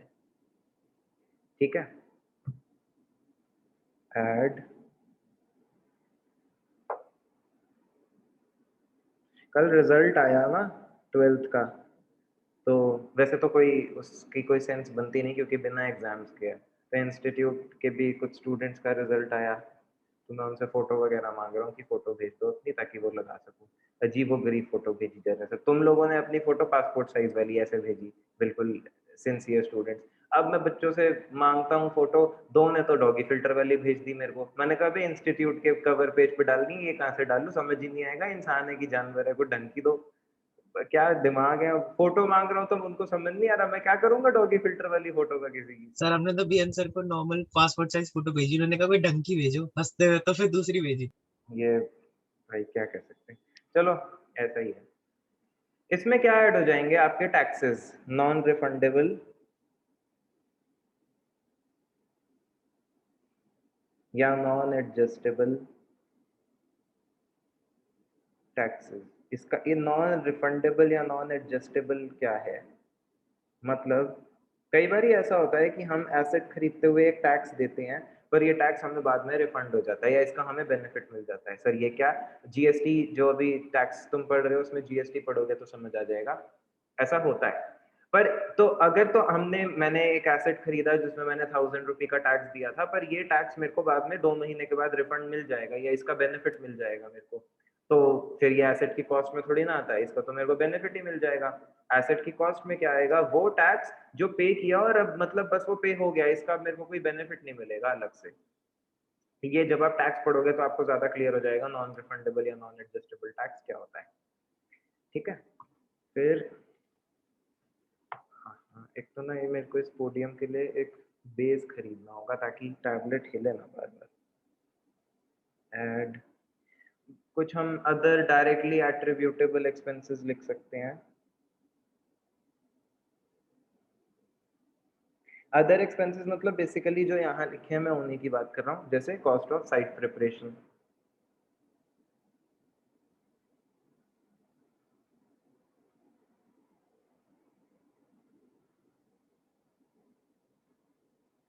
मतलब sir cost of site preparation जो आपने साइट बनाई, वही जो मैं समझा चुका हूँ, जो साइट रेडी की उस पर्टिकुलर एसेट के लिए वो ऐड हो जाएगा। फिर ऐड हो जाएगा साइट की कॉस्ट, या इसमें और देखो इंस्टॉलेशन की कॉस्ट या डिलीवरी एंड हैंडलिंग कॉस्ट, तो हम ये सारी लिख लेते हैं।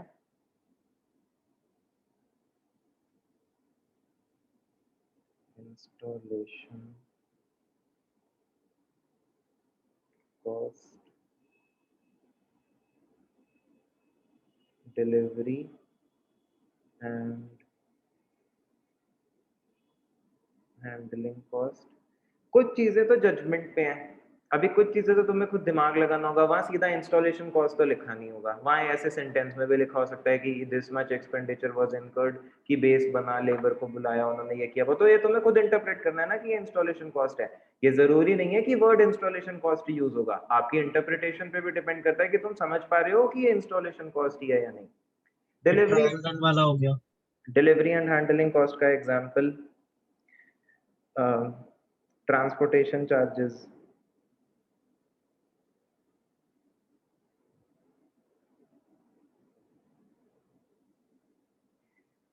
ट्रांसपोर्टेशन चार्जेस के अलावा ट्रांजिट इंश्योरेंस हो सकता है, रास्ते के लिए हमने इंश्योर कराया था अपने गुड्स को, तो अभी रेडी फॉर यूज नहीं हुए थे उससे पहले अपने एसेट को, तो उससे पहले हमने ट्रांजिट इंश्योरेंस पे किया है। और ऐसे कई एग्जांपल हो सकते हैं, लोडिंग अनलोडिंग चार्जेस, ऐसे कई सारी चीजें हो सकती हैं। ये तीन हो गए, ये तीन हो गए। फिर cost of testing the asset,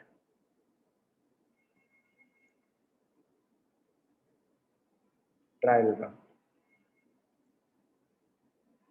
इसमें क्या क्या होगा देखो, लेबर खर्च होगी जब आप टेस्ट कर रहे होगे, कुछ लोग होंगे जिन्हें हम बुलाएंगे और सैलरी देनी पड़ जाए शायद, लेबर का कॉस्ट, मटेरियल लगेगा, मटेरियल का कॉस्ट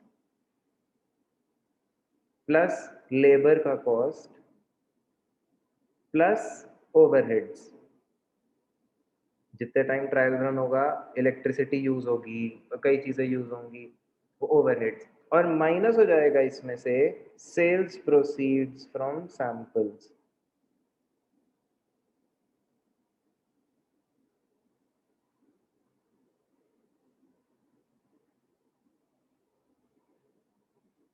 ठीक है,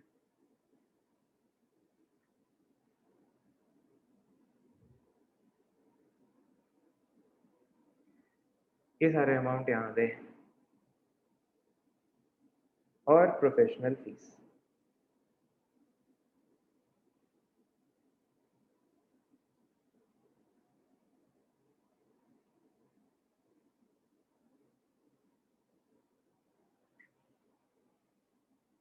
ठीक, एक चीज पे हम आगे डिस्कस करेंगे जिसे डीकमीशनिंग कॉस्ट कहते हैं, इसमें भी नीचे लाइन छोड़ देना, यहाँ तक तो खैर हमें समझ आ गया ना। एक चीज होती है जिसे डीकमीशनिंग कॉस्ट कहते हैं, एक लाइन छोड़ देना, वो फिर बाद में डिस्कस करते हैं।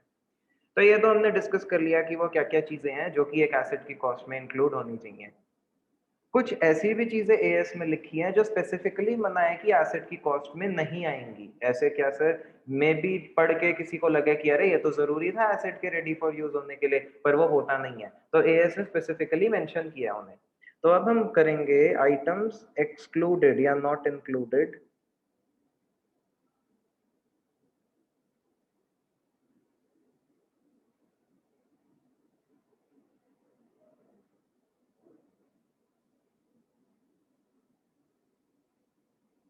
एसेट की कॉस्ट में क्या क्या चीजें इंक्लूड नहीं करनी, स्पेसिफिकली मना है। सबसे पहले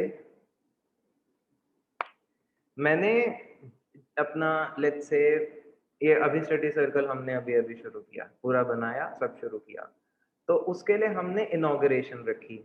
इनॉग्रेशन पे हमने किसे बुलाए, एक तो मेरे को इनमें से कोई पसंद भी नहीं ना, किसे बुलाया जाए, चलो ऋतिक रोशन को बुला लेते हैं। इनॉग्रेशन के लिए ऋतिक रोशन को बुलाया, मे बी हमें, क्योंकि वो आए हैं तो हमें उन्हें कुछ गिफ्ट्स वगैरह देने पड़े। इनॉग्रेशन थी तो सबको लंच कराया, डिनर कराया, जो भी जिस भी टाइम हो रही थी, सुबह ही होती है, तो उसकी कॉस्ट इनकर हुई। अम, और भी कई अलग अलग एक्सपेंसेस हुए इनॉग्रेशन पे। क्या ये एक्सपेंसेस जरूरी थे एसेट के रेडी फॉर यूज होने के लिए? क्या इसके बिना अभी study circle ready for use नहीं होता? नहीं, पर नहीं थे। ये अभी study circle ready for use नहीं होता, इसका आंसर नहीं है, या ये खर्चे जरूरी? नहीं जरूरी नहीं है। तो इनॉग्रेशन कॉस्ट जरूरी नहीं होता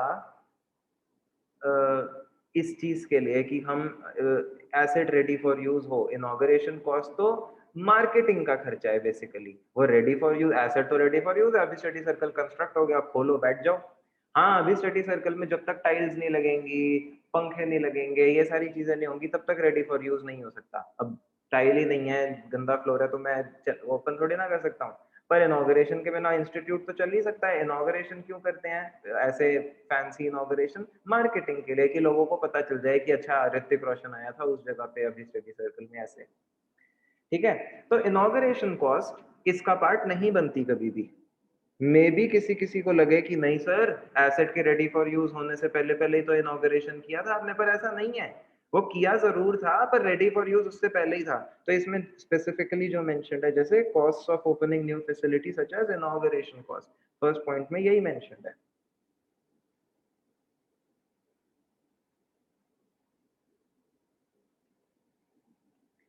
नेक्स्ट पॉइंट, अगर मैंने एक नई मशीन खरीदी, ये नई मशीन है, किसी नई टेक्नोलॉजी पे बेस्ड है, तो यहाँ आई, हम जो मेरी फैक्ट्री में वर्कर्स थे उन्हें उसे चलाना ही नहीं आता था, तो मैंने फिर जिस कंट्री से उस मशीन को खरीदा, चाइना से हम मशीन वगैरह नहीं खरीदते हैं, तो हम खरीदते हैं जर्मनी से।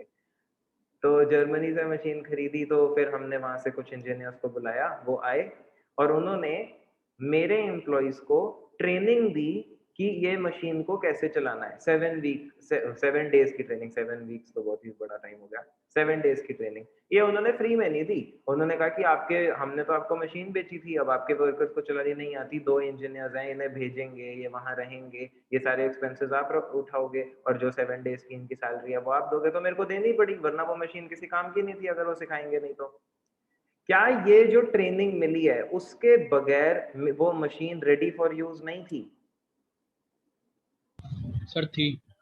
मशीन तो रेडी फॉर यूज थी, वो तो जब आप आई नहीं कर थी। पाए। हाँ, मशीन तो चलने को तैयार थी, वो तो मेरे एम्प्लॉयज को चलानी नहीं आती थी। मेरी मशीन रेडी फॉर यूज थी, मेरे एम्प्लॉयज रेडी नहीं थे। बस डिफरेंस समझ में आया? जिसको चलानी आती है वो आके चलाता, मशीन तो चलती।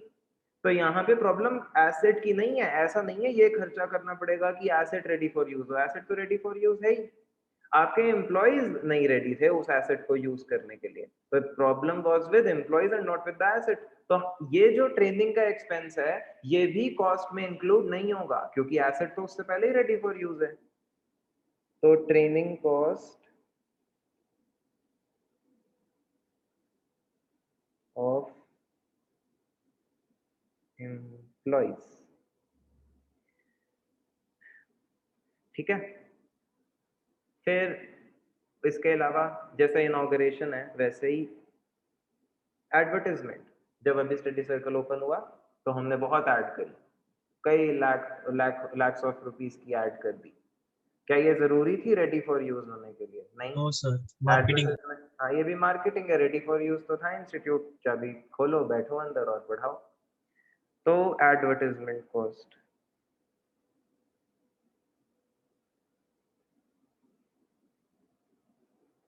अभी ये जो भी है यहाँ से तुम यहाँ से भी चेक कर सकते हो कुछ, मतलब अब बाद में डिटेल में देखना है तो नोट्स में मिल जाएगा।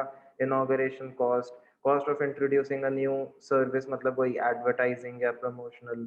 फिर cost of conducting business in a new location और with a new class of customer, ठीक है। और लास्ट है एडमिनिस्ट्रेशन या जनरल ओवरहेड्स। किसी भी एसेट के एडमिनिस्ट्रेटिव ओवरहेड या जनरल ओवरहेड वो उसकी कॉस्ट में ऐड थोड़ी ना होते हैं, ये तो उसकी रनिंग के लिए जरूरी है। तो एडमिनिस्ट्रेटिव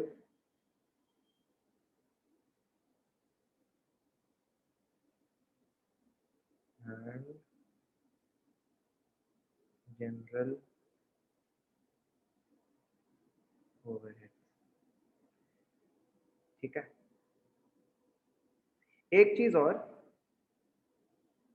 जब हम, वो ऐसे स्पेसिफिकली नहीं मेंशन पर इन्हीं से पॉइंट से निकलती है, जब आप कोई एसेट ओपन करते हो या कुछ करते हो, मे बी उसमें कोई एबनॉर्मल लॉस हो जाए। एबनॉर्मल मतलब जैसे अभी स्टडी सर्कल को हम बना रहे थे, अभी स्टडी सर्कल को बनाते बनाते क्या हुआ अचानक से कि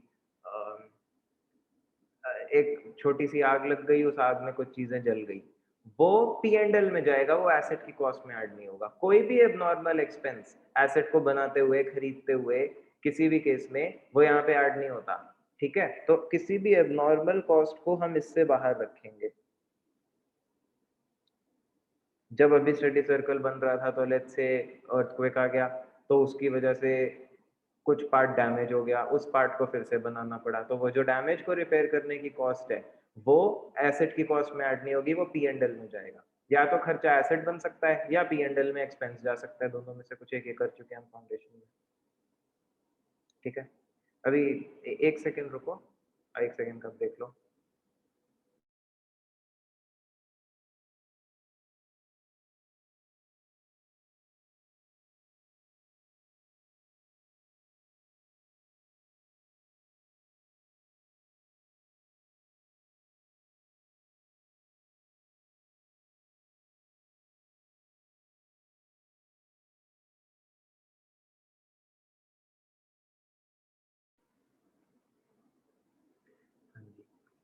ये बार बार ना मेरा वीडियो साइज छोटा कर देता है। और एक और चीज,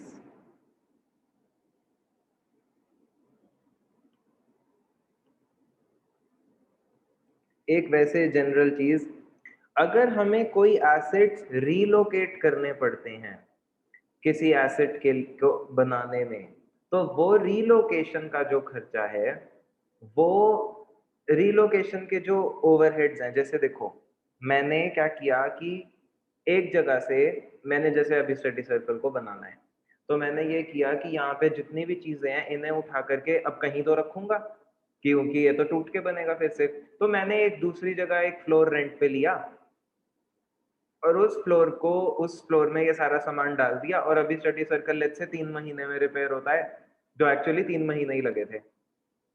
ये अपने आप में एक रिकॉर्ड है, क्योंकि लोगों से तो 3 महीने में कहाँ एक फ्लोर बनता है। हमने उसको उसकी ऐसी तैसी कर करके मुंह फुला लिया था उसने हमसे कि आप तो पीछे ही पड़ जाते हो। 3 महीने में पूरा फ्लोर रेनोवेट किया, सब कुछ, wall tiles, floor tiles, fall ceiling, सब कुछ 3 महीने के अंदर पूरा का पूरा फ्लोर। तो तो 3 महीने ही अगर हमने जो सामान है कहीं और रेंट पे रखा, तो उस जगह का जो मैं रेंट दे रहा हूँ, क्या उसे भी मेरे को इस फ्लोर की कॉस्ट में ऐड कर देना चाहिए? नहीं। ठीक है, रीलोकेशन की जो कॉस्ट है वो पी एंड एल में जाएगी। रीलोकेशन पे जो आप ओवरहेड्स बेयर कर रहे हो कि आपने एक दूसरी जगह ली जहाँ पे आपने अपना सामान शिफ्ट किया, वो सब रखा, वो एसेट की कॉस्ट में ऐड नहीं होगा।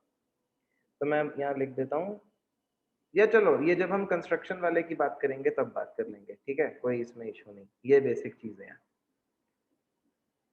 तो ये पॉइंट नंबर 1 था। अब इससे रिलेटेड कई क्वेश्चंस डाले हैं मैंने बुक में, कई सारे। क्वेश्चन कैसे आएगा? बिना क्वेश्चन थ्योरी में तो क्या ही समझ आता है, बिना क्वेश्चन तो कुछ समझ आएगा नहीं।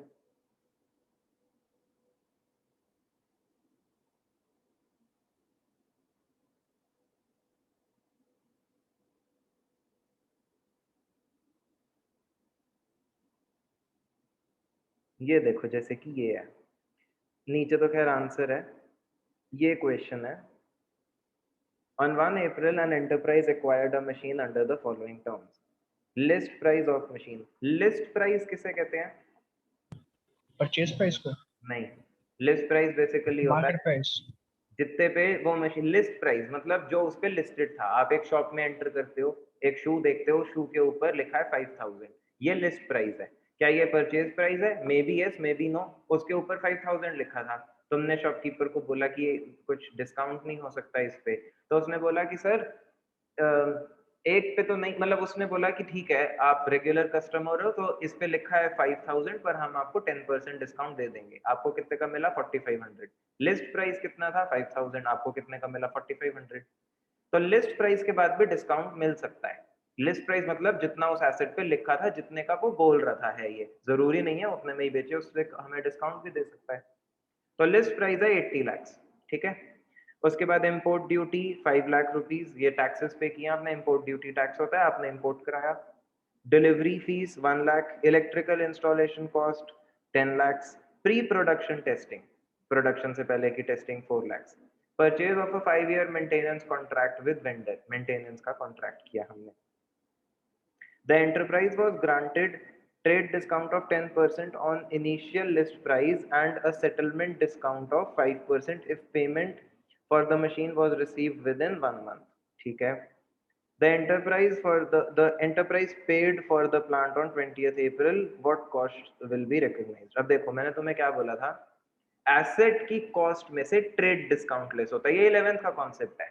कैश डिस्काउंट नहीं होता। ये जो दूसरा डिस्काउंट है, आपको क्या बोला, देखो एसेट तो 80 लाख का है, पर आपको ट्रेड डिस्काउंट मिल गया 10% का, ठीक है। और उसके बाद ये भी बोला है कि 5% का और डिस्काउंट मिलेगा अगर 1 महीने के अंदर पेमेंट कर दोगे। ये मैटर ही नहीं करता, अगर ये मिला भी है तो भी ये कैश डिस्काउंट है, ये P&L में इनकम रिकॉर्ड हो जाएगा, पर ये एसेट की कॉस्ट को कम नहीं करेगा, क्योंकि सिर्फ ट्रेड डिस्काउंट सब्ट्रैक्ट करना है। तो हम 80 लाख में से, लिस्ट प्राइस में से 10% ट्रेड डिस्काउंट माइनस कर देते हैं, 72 लाख, वही यहाँ पे लिखा है। ठीक, नेक्स्ट देखते हैं इंपोर्ट ड्यूटी।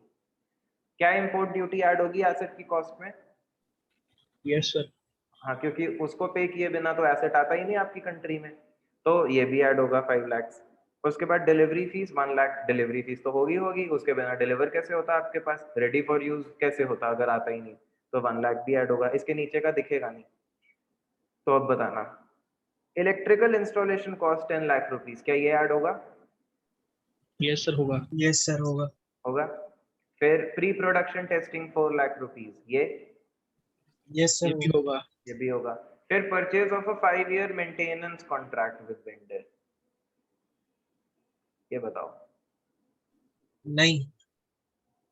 अगर मैं मेंटेनेंस कॉन्ट्रैक्ट नहीं करूंगा तो क्या एसेट रेडी फॉर यूज नहीं होगा? मेंटेनेंस कॉन्ट्रैक्ट तो आगे के लिए होता है ना, कि आगे अगले 5 साल तक वो इसकी सर्विस करता रहेगा, पर अभी तो रेडी फॉर यूज है वो, तो ये ऐड नहीं होगा 7 लाख रुपीस।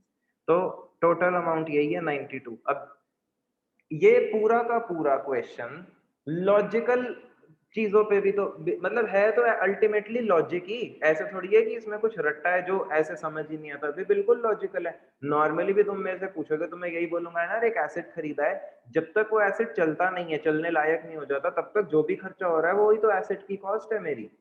बात समझे? अगर मैं एक कार खरीदूं, वो कार है 10 लाख रुपीस की, पर वो कार को पहले रोड टैक्स पे करना पड़ेगा, सारे टैक्सेस वैक्सेस मिला के 1 लाख के हैं, तो क्या मैं ऐसे बोलूंगा कि कार तो 10 लाख की है पर 1 लाख टैक्स देना पड़ा? नहीं, कोई भी ऐसे नहीं बोलता।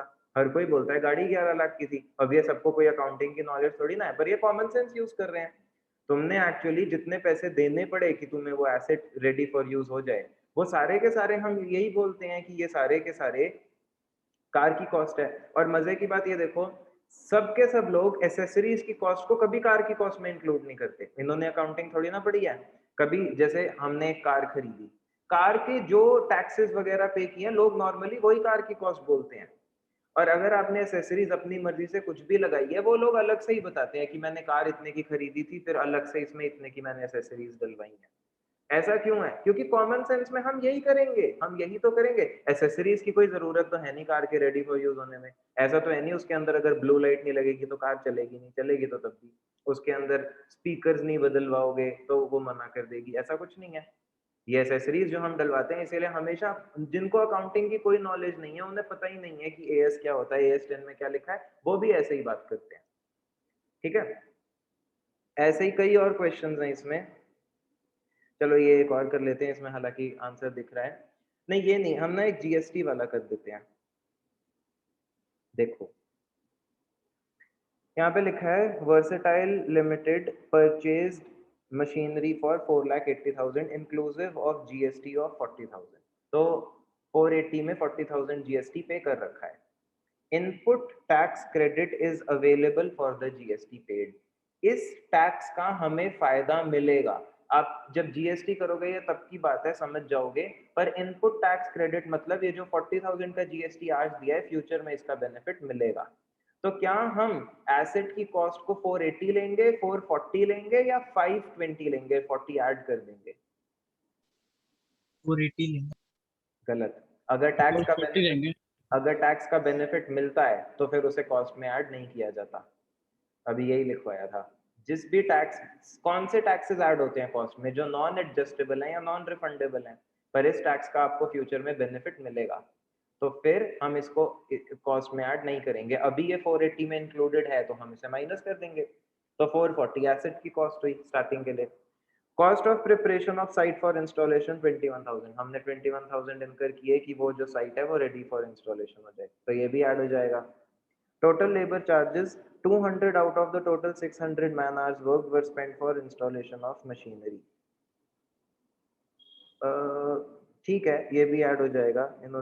इन्होंने इसको खैर ठीक किया है।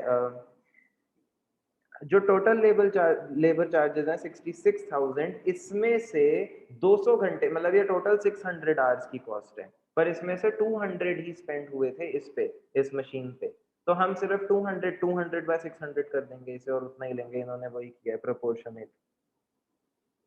Spare parts and tools consumed in installation, ये भी ऐड हो जाएगा क्योंकि इंस्टॉलेशन के लिए जरूरी था। Total salary of supervisor, time spent for installation was 25%। Supervisor को टोटल सैलरी मिली है 24, पर इसमें से सिर्फ 25% टाइम उसने इंस्टॉलेशन पे दिया था, तो इसका 25% ही लेंगे, बाकी 75% P&L में चला जाएगा। Total administrative expenses 1/10 relates to plant installation, तो हम 1/10 ही लेने वाले हैं।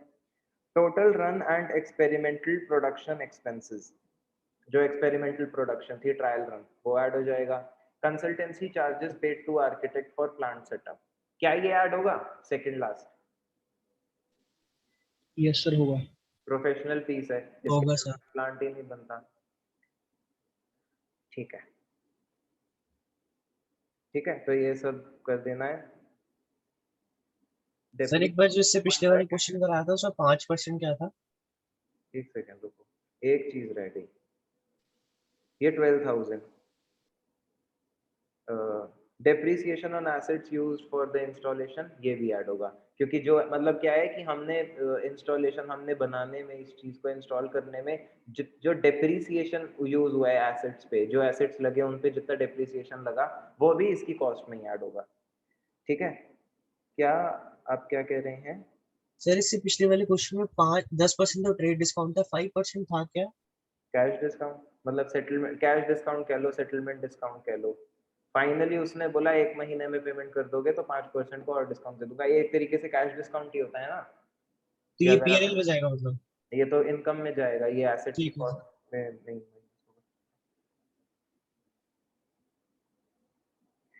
ठीक है, ऐसे कई क्वेश्चंस हैं इसमें, बुक ले जाओगे तो प्रैक्टिस कर लेना, और फिर जब डाउट होगा तो वो मेरे को बता देना। ऐसे बहुत सारे क्वेश्चंस हैं, बेसिकली क्वेश्चन भी कुछ ऐसा ही आता है। ये वाला क्वेश्चन इंपॉर्टेंट है 25, और आप लोगों के पास बुक क्यों ले जा, मतलब आज बोला था कि लोगे या कल बोला था, कल तो इसलिए क्लास नहीं हो पाई क्योंकि मैंने ये रियलाइज करा कि मैं जिस ट्रैक पे जा रहा हूँ मेरे पास जैकेट है नहीं, मेरे एक फ्रेंड ने देनी थी, पर वो जिस फ्रेंड ने मेरे को दी है वो लड़की है, उनकी जैकेट लड़कियों वाली है, वो भी इशू नहीं है खैर, पर वो छोटी थी बहुत, तो फिर मेरे को जैकेट लेनी पड़ी, और कल मेरा पूरा टाइम उसमें निकल गया। उससे पहले सुबह बारिश हो गई थी और सुबह भी मैं कहीं बाहर ही था, तो सुबह पूरा टाइम इसलिए में निकल गया। रेनी सीजन में कुछ कह ही नहीं सकते, हम शॉप पे पहुंचे और बहुत तेज बारिश शुरू हो गई, और हमने एक्चुअली स्टेशनरी लानी थी, वैसे तो गीले होके भी आ जाते, पर जब स्टेशनरी है इतनी सारी तो क्या क्या करते। और शॉप पे एम्प्लॉयज भी नहीं थे क्योंकि बारिश तभी शुरू हुई जब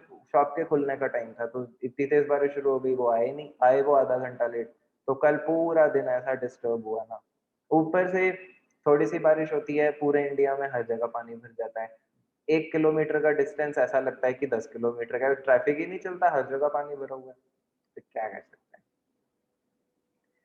25 क्वेश्चन अच्छा है, ठीक है, इसको आप खुद से ट्राई करो, फिर उसके बाद कराऊंगा मैं, क्योंकि इसमें एक्सपेंसेस और ट्रायल रन ना अलग से दिए, नीचे देखो मटेरियल, वेजेस, ओवरहेड, ये अलग अलग ऐड हो रहे हैं।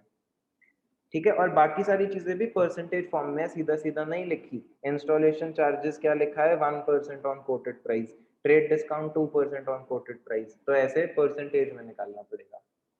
ठीक, प्लीज ऐसे करना। ये क्वेश्चन अच्छा है, ये वाले, क्योंकि ये क्वेश्चन एग्जाम में आए हैं, ये क्वेश्चन आया हुआ है, सर ये एक वाला बार फोटो खींच लो। ये लो,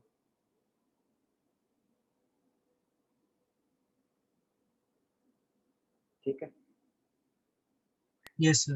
तो ये तो था items included excluded in cost जब हम परचेज करते हैं। सेकंड पॉइंट अगर हम खुद से बनाते हैं तो वो लिखते हैं।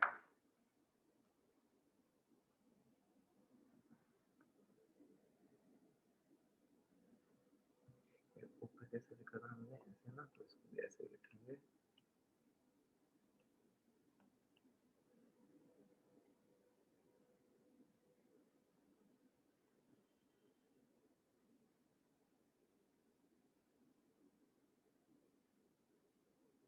ये सेल्फ कंस्ट्रक्टेड एसेट का मतलब जरूरी तो नहीं है कि मैं हर बारी एसेट बाहर से बना बनाया ही खरीदूं, जैसे सबसे अच्छा एग्जांपल है फर्नीचर। आप चाहो तो आप फर्नीचर की कोई भी आइटम किसी शॉप से जाके रेडीमेड जो बनी पड़ी है वो खरीद सकते हो, या आप अपने हिसाब से, अपनी वुड के हिसाब से, अपने कलर प्रेफरेंसेस के हिसाब से एक फर्नीचर, एक यहाँ कारपेंटर बुला, उसको जो सामान चाहिए लाके दो और कर देगा।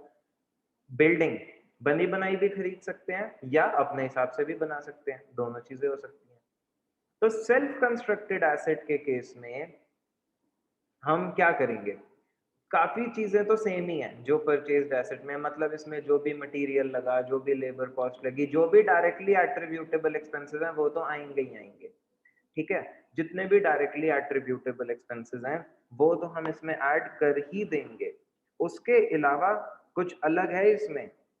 वैसे कोई अलग एक चीज का बस ध्यान रखेंगे, एक सेकेंड। देखो सेल्फ कंस्ट्रक्टेड एसेट में हमने क्या क्या करना है?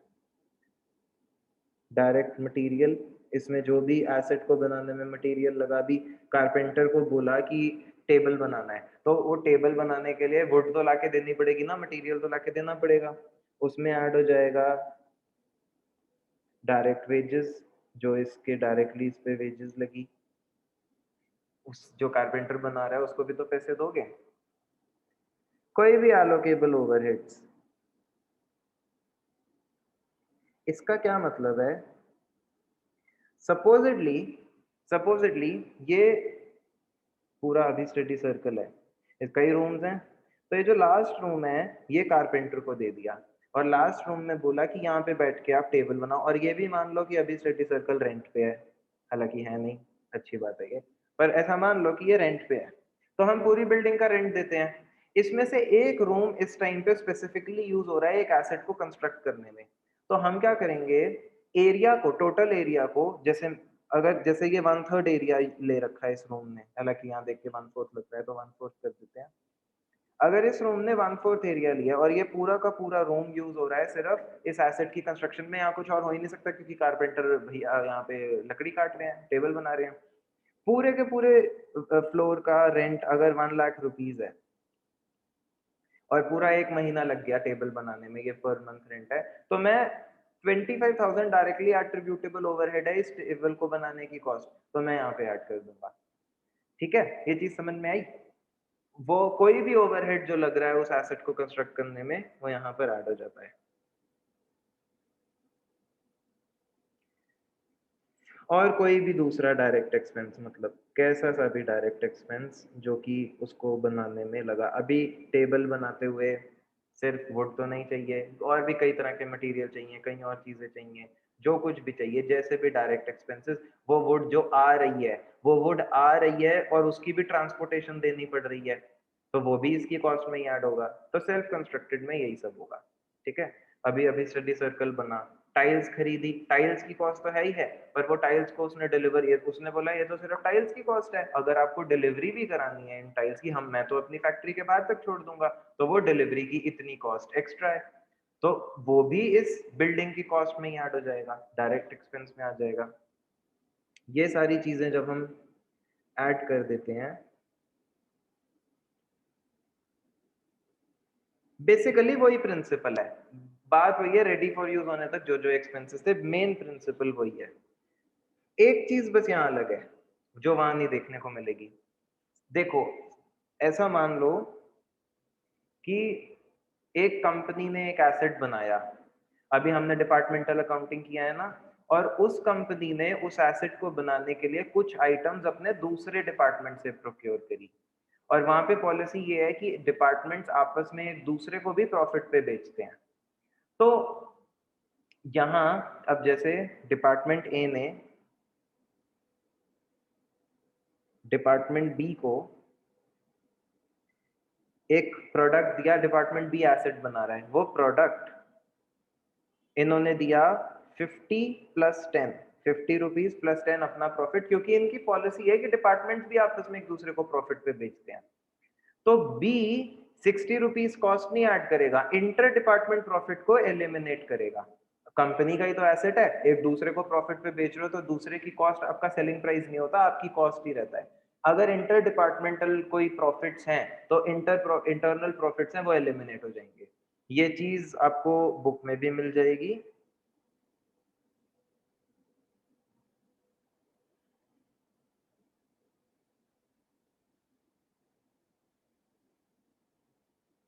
ये देखो, सेल्फ कंस्ट्रक्टेड एसेट के rule same principles as for an acquired asset, वही कि जब तक रेडी फॉर यूज नहीं है तब तक वो। पर इसके नीचे देखो, note 1, internal profit, cost of abnormal amounts of wasted material labor are excluded in recognition cost of self constructed asset। ये दो चीजें हैं जो सेल्फ कंस्ट्रक्टेड एसेट की कॉस्ट में इंक्लूड नहीं होती। इंटरनल प्रॉफिट एक डिपार्टमेंट ने दूसरे को ही दिया तो वो प्रॉफिट को हम माइनस कर देंगे कॉस्ट से। दूसरा, abnormal cost of wasted material. अभी यहाँ पे टाइल्स लगी पूरे इंस्टीट्यूट में, ये तुम्हें दिख ही रहा है, टाइल्स वाइल्स हर जगह टाइल्स हैं। तो अब ऐसा सोचो कि जब ये टाइल्स आई तो जो इंसान ने उठा के रख रहा था उससे ठीक से हैंडल नहीं हुई, कुछ टाइल्स उसने गिरा दी, 10 टाइल्स तोड़ दी। एबनॉर्मल कॉस्ट है ये, नॉर्मल तो नहीं है, एबनॉर्मल है, एबनॉर्मल कॉस्ट है। ये इंस्टीट्यूट की कॉस्ट में ऐड नहीं होंगी, ये बिल्डिंग की कॉस्ट में ऐड नहीं होंगी, ये P&L में एक्सपेंस जाएगा। कोई भी abnormal cost self constructed asset के केस में इसमें रिकॉग्नाइज नहीं होंगी। ठीक है, तो हम इस सब में से तो यहां से माइनस कर देंगे इंटरनल प्रॉफिट्स,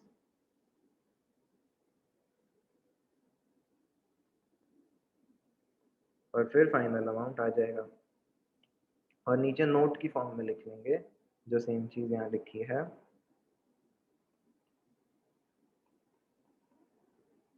पेन कलर बदलते हैं, इसी से लिख के बोर हो गए।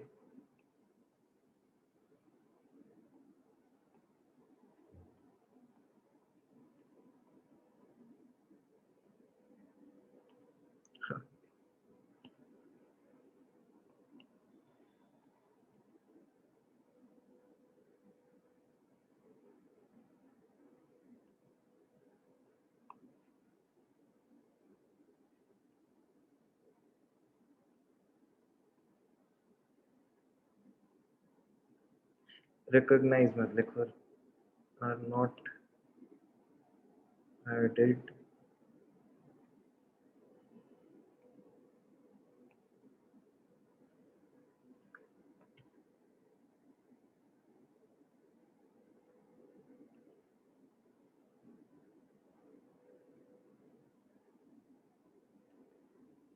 ठीक है, एबनॉर्मल कॉस्ट को हम ऐड नहीं करते सेल्फ कंस्ट्रक्टेड एसेट की कॉस्ट में।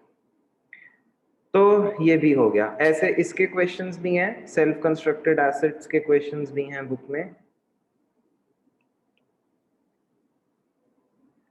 एक्चुअली इसमें ना पीडीएफ में ढूंढना बहुत मुश्किल होता है, सीधा बुक खोल के तो ऐसे ही दिख जाएगा, पर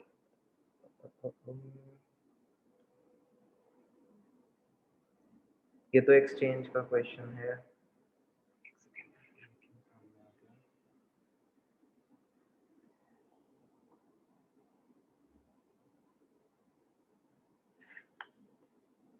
सुपर,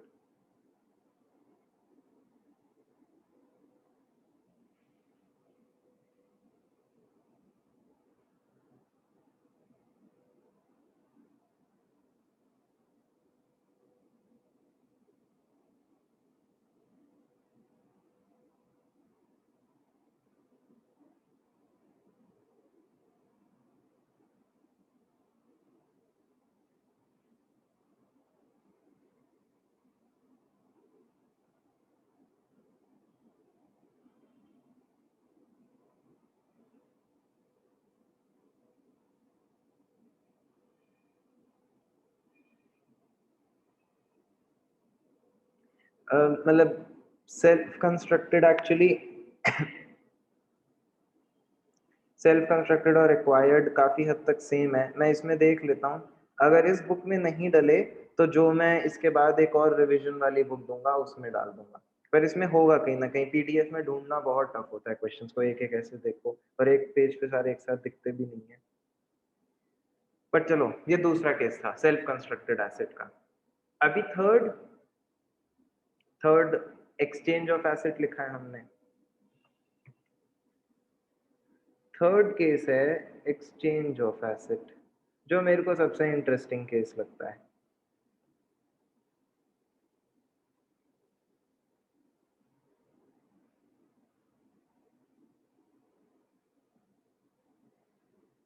इसमें अलग अलग चीज हो सकती है। क्या हो सकता है देखो, मैं जैसे एक एग्जांपल हम लेते हैं। अभी कुछ टाइम पहले हमने कार चेंज करी, हमने मतलब मेरी फैमिली ने।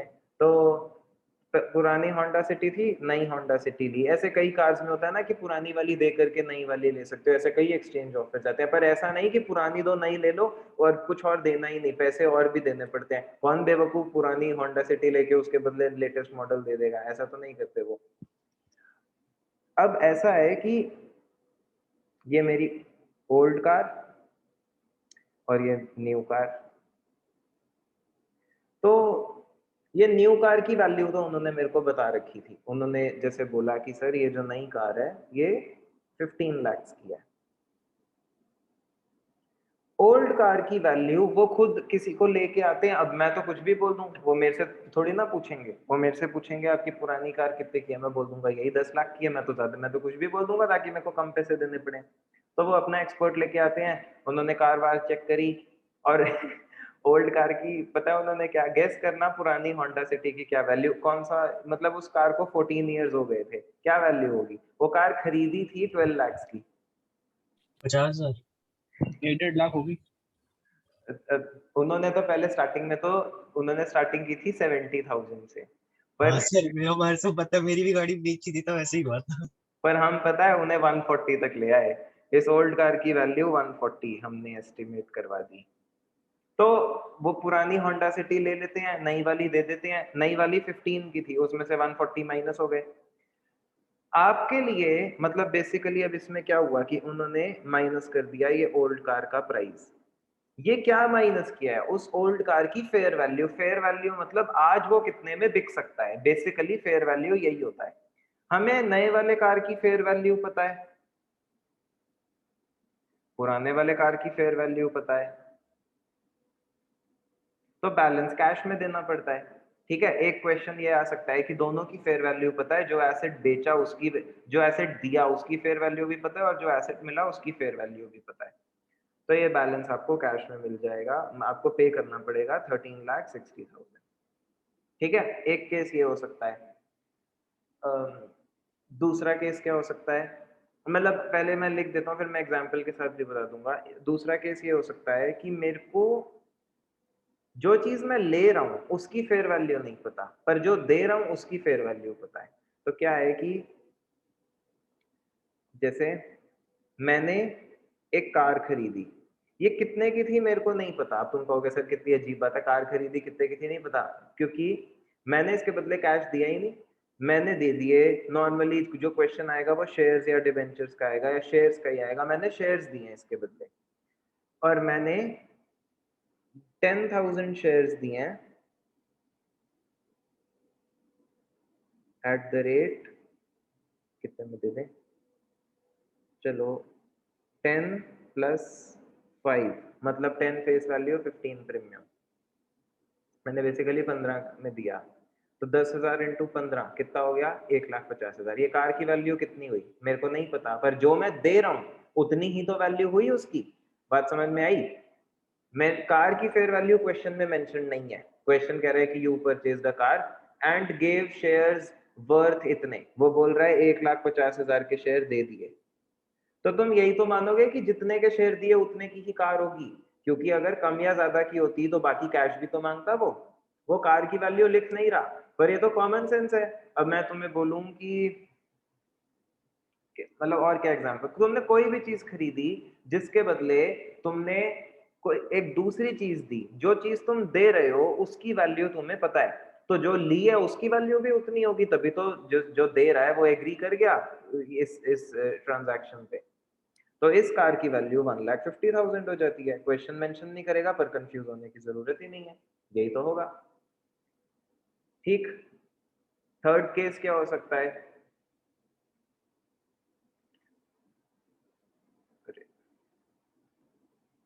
ना मेरे को, अब पहले तो फेयर वैल्यू और बुक वैल्यू में फर्क समझो, तो ये जरूरी है। फेयर वैल्यू होता है जितने में एक चीज मार्केट में बिक सकती है, और बुक वैल्यू होता है जितने में वो एसेट आपकी बैलेंस शीट में रिकॉर्डेड है, ठीक है। जैसे जो होंडा सिटी हमने दी, उन्होंने उसकी वैल्यू 1,40,000 लगाई फेयर वैल्यू। क्या क्या सर की बैलेंस शीट में, बेन सर की बैलेंस शीट में भी ये 140 की होगी? नहीं, बैलेंस शीट में तो पता नहीं कितने की थी, बैलेंस शीट में तो एक ही साल बचा था और ये कुछ 12 की खरीदी थी, तो आई गेस बैलेंस शीट में तो इसकी वैल्यू 1,20,000 होगी। फेयर वैल्यू होता है कि वो कितने में बिक रहा है, और बुक वैल्यू होता है वो बैलेंस शीट में कितने की है। ये सेम हो ऐसा जरूरी तो नहीं है, इन मोस्ट केसेस सेम होता ही नहीं, बैलेंस शीट में जो वैल्यू लिखी है उसी पे बिकेगा ऐसा तो कुछ नहीं है। तो हम यहाँ फेयर वैल्यू की बात कर रहे हैं और बुक के दोनों टर्म समझ आते हैं। अब जो थर्ड केस है उसके लिए दोनों समझ आने जरूरी है। मैंने एक कार एक दूसरे कार ओनर के साथ एक्सचेंज कर ली।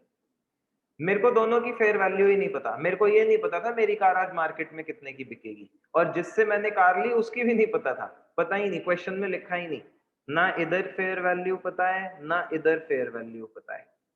तो फिर मैं क्या मानूंगा? फिर जब फेयर वैल्यू दोनों की ही नहीं पता, तो मैं ये मानूंगा कि जो मेरे कार की बुक वैल्यू है, मतलब जितने की मेरी कार बैलेंस शीट में है, वो बुक वैल्यू ही उसकी फेयर वैल्यू होगी, यही मान सकता हूं मैं। तो इस केस में मेरी कार की बुक वैल्यू लूंगा फिर मैं, कि बैलेंस शीट में मेरी कार 5 लाख की है, और अब क्या होगा, ये तो आपने दे दी, ये दे करके दूसरी कार ली, तो लेने वाली कार की वैल्यू भी 5 लाख ही हुई। अगर मैं 5 लाख की चीज दे करके दूसरी चीज ले रहा हूँ, तो वो जो ले रहा हूँ वो भी 5 लाख की मानूंगा फिर मैं। तो हम बैलेंस शीट में क्या करेंगे, बस मेरी कार का नाम काट करके जो कार अब आ गई वो नाम बदल दूंगा मैं, बाकी वैल्यू वैसी की वैसी रहेगी।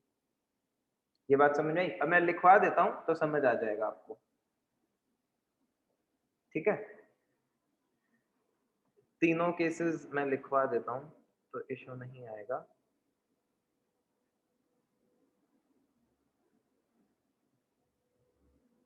हमारे पास 15 मिनट्स है, कोशिश करते हैं कि 15 मिनट्स में ये कर लें।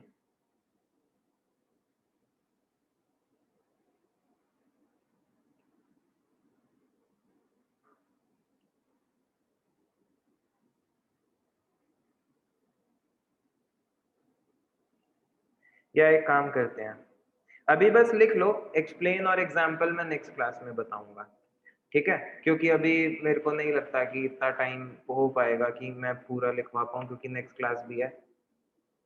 तो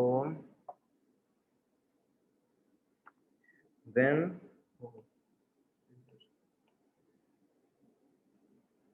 when an asset is exchanged for another asset, then its value is recognized as follows. सबसे पहली प्रेफरेंस,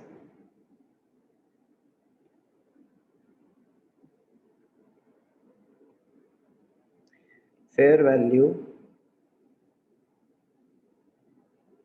of asset acquired। जो फेयर वैल्यू, जो मैंने एसेट खरीदा, अगर उसकी फेयर वैल्यू ही दिया तो वही तो कॉस्ट है उसकी, वही तो मेरे लिए कॉस्ट है, उतने पे ही तो खरीदा। दूसरा, second preference, fair value of asset given. आपने जो एसेट खरीदा उसके बारे में तो कुछ बताया ही नहीं, पर आपने जो एसेट दिया वो 50 का था, तो जो मिला वो भी 50 का होगा। अगर तो जो खरीदा उसकी कॉस्ट लिखी ही है तो वो तो है ही, फिर तो बात ही खत्म। पर वो नहीं लिखी, पर जो मैंने एसेट दिया वो कह रहा है वो 50,000 फेयर वैल्यू का था, तो जो लिया वो भी फिर 50 का होगा, सिंपल। और थर्ड केस, थर्ड प्रेफरेंस, अगर ये दोनों ही नहीं मेंशन्ड, तो फिर जो एसेट मैं दे रहा हूं उसकी बुक वैल्यू ले लूंगा मैं, वो कॉस्ट होगी। Book value of asset given. ठीक है, इसके एग्जाम्पल्स हम कल लिखेंगे ताकि ये समझ आ जाए अच्छे से। और कल होगी क्लास, मैं आपको टाइम बता दूंगा कि कल की क्लास का क्या टाइम होगा।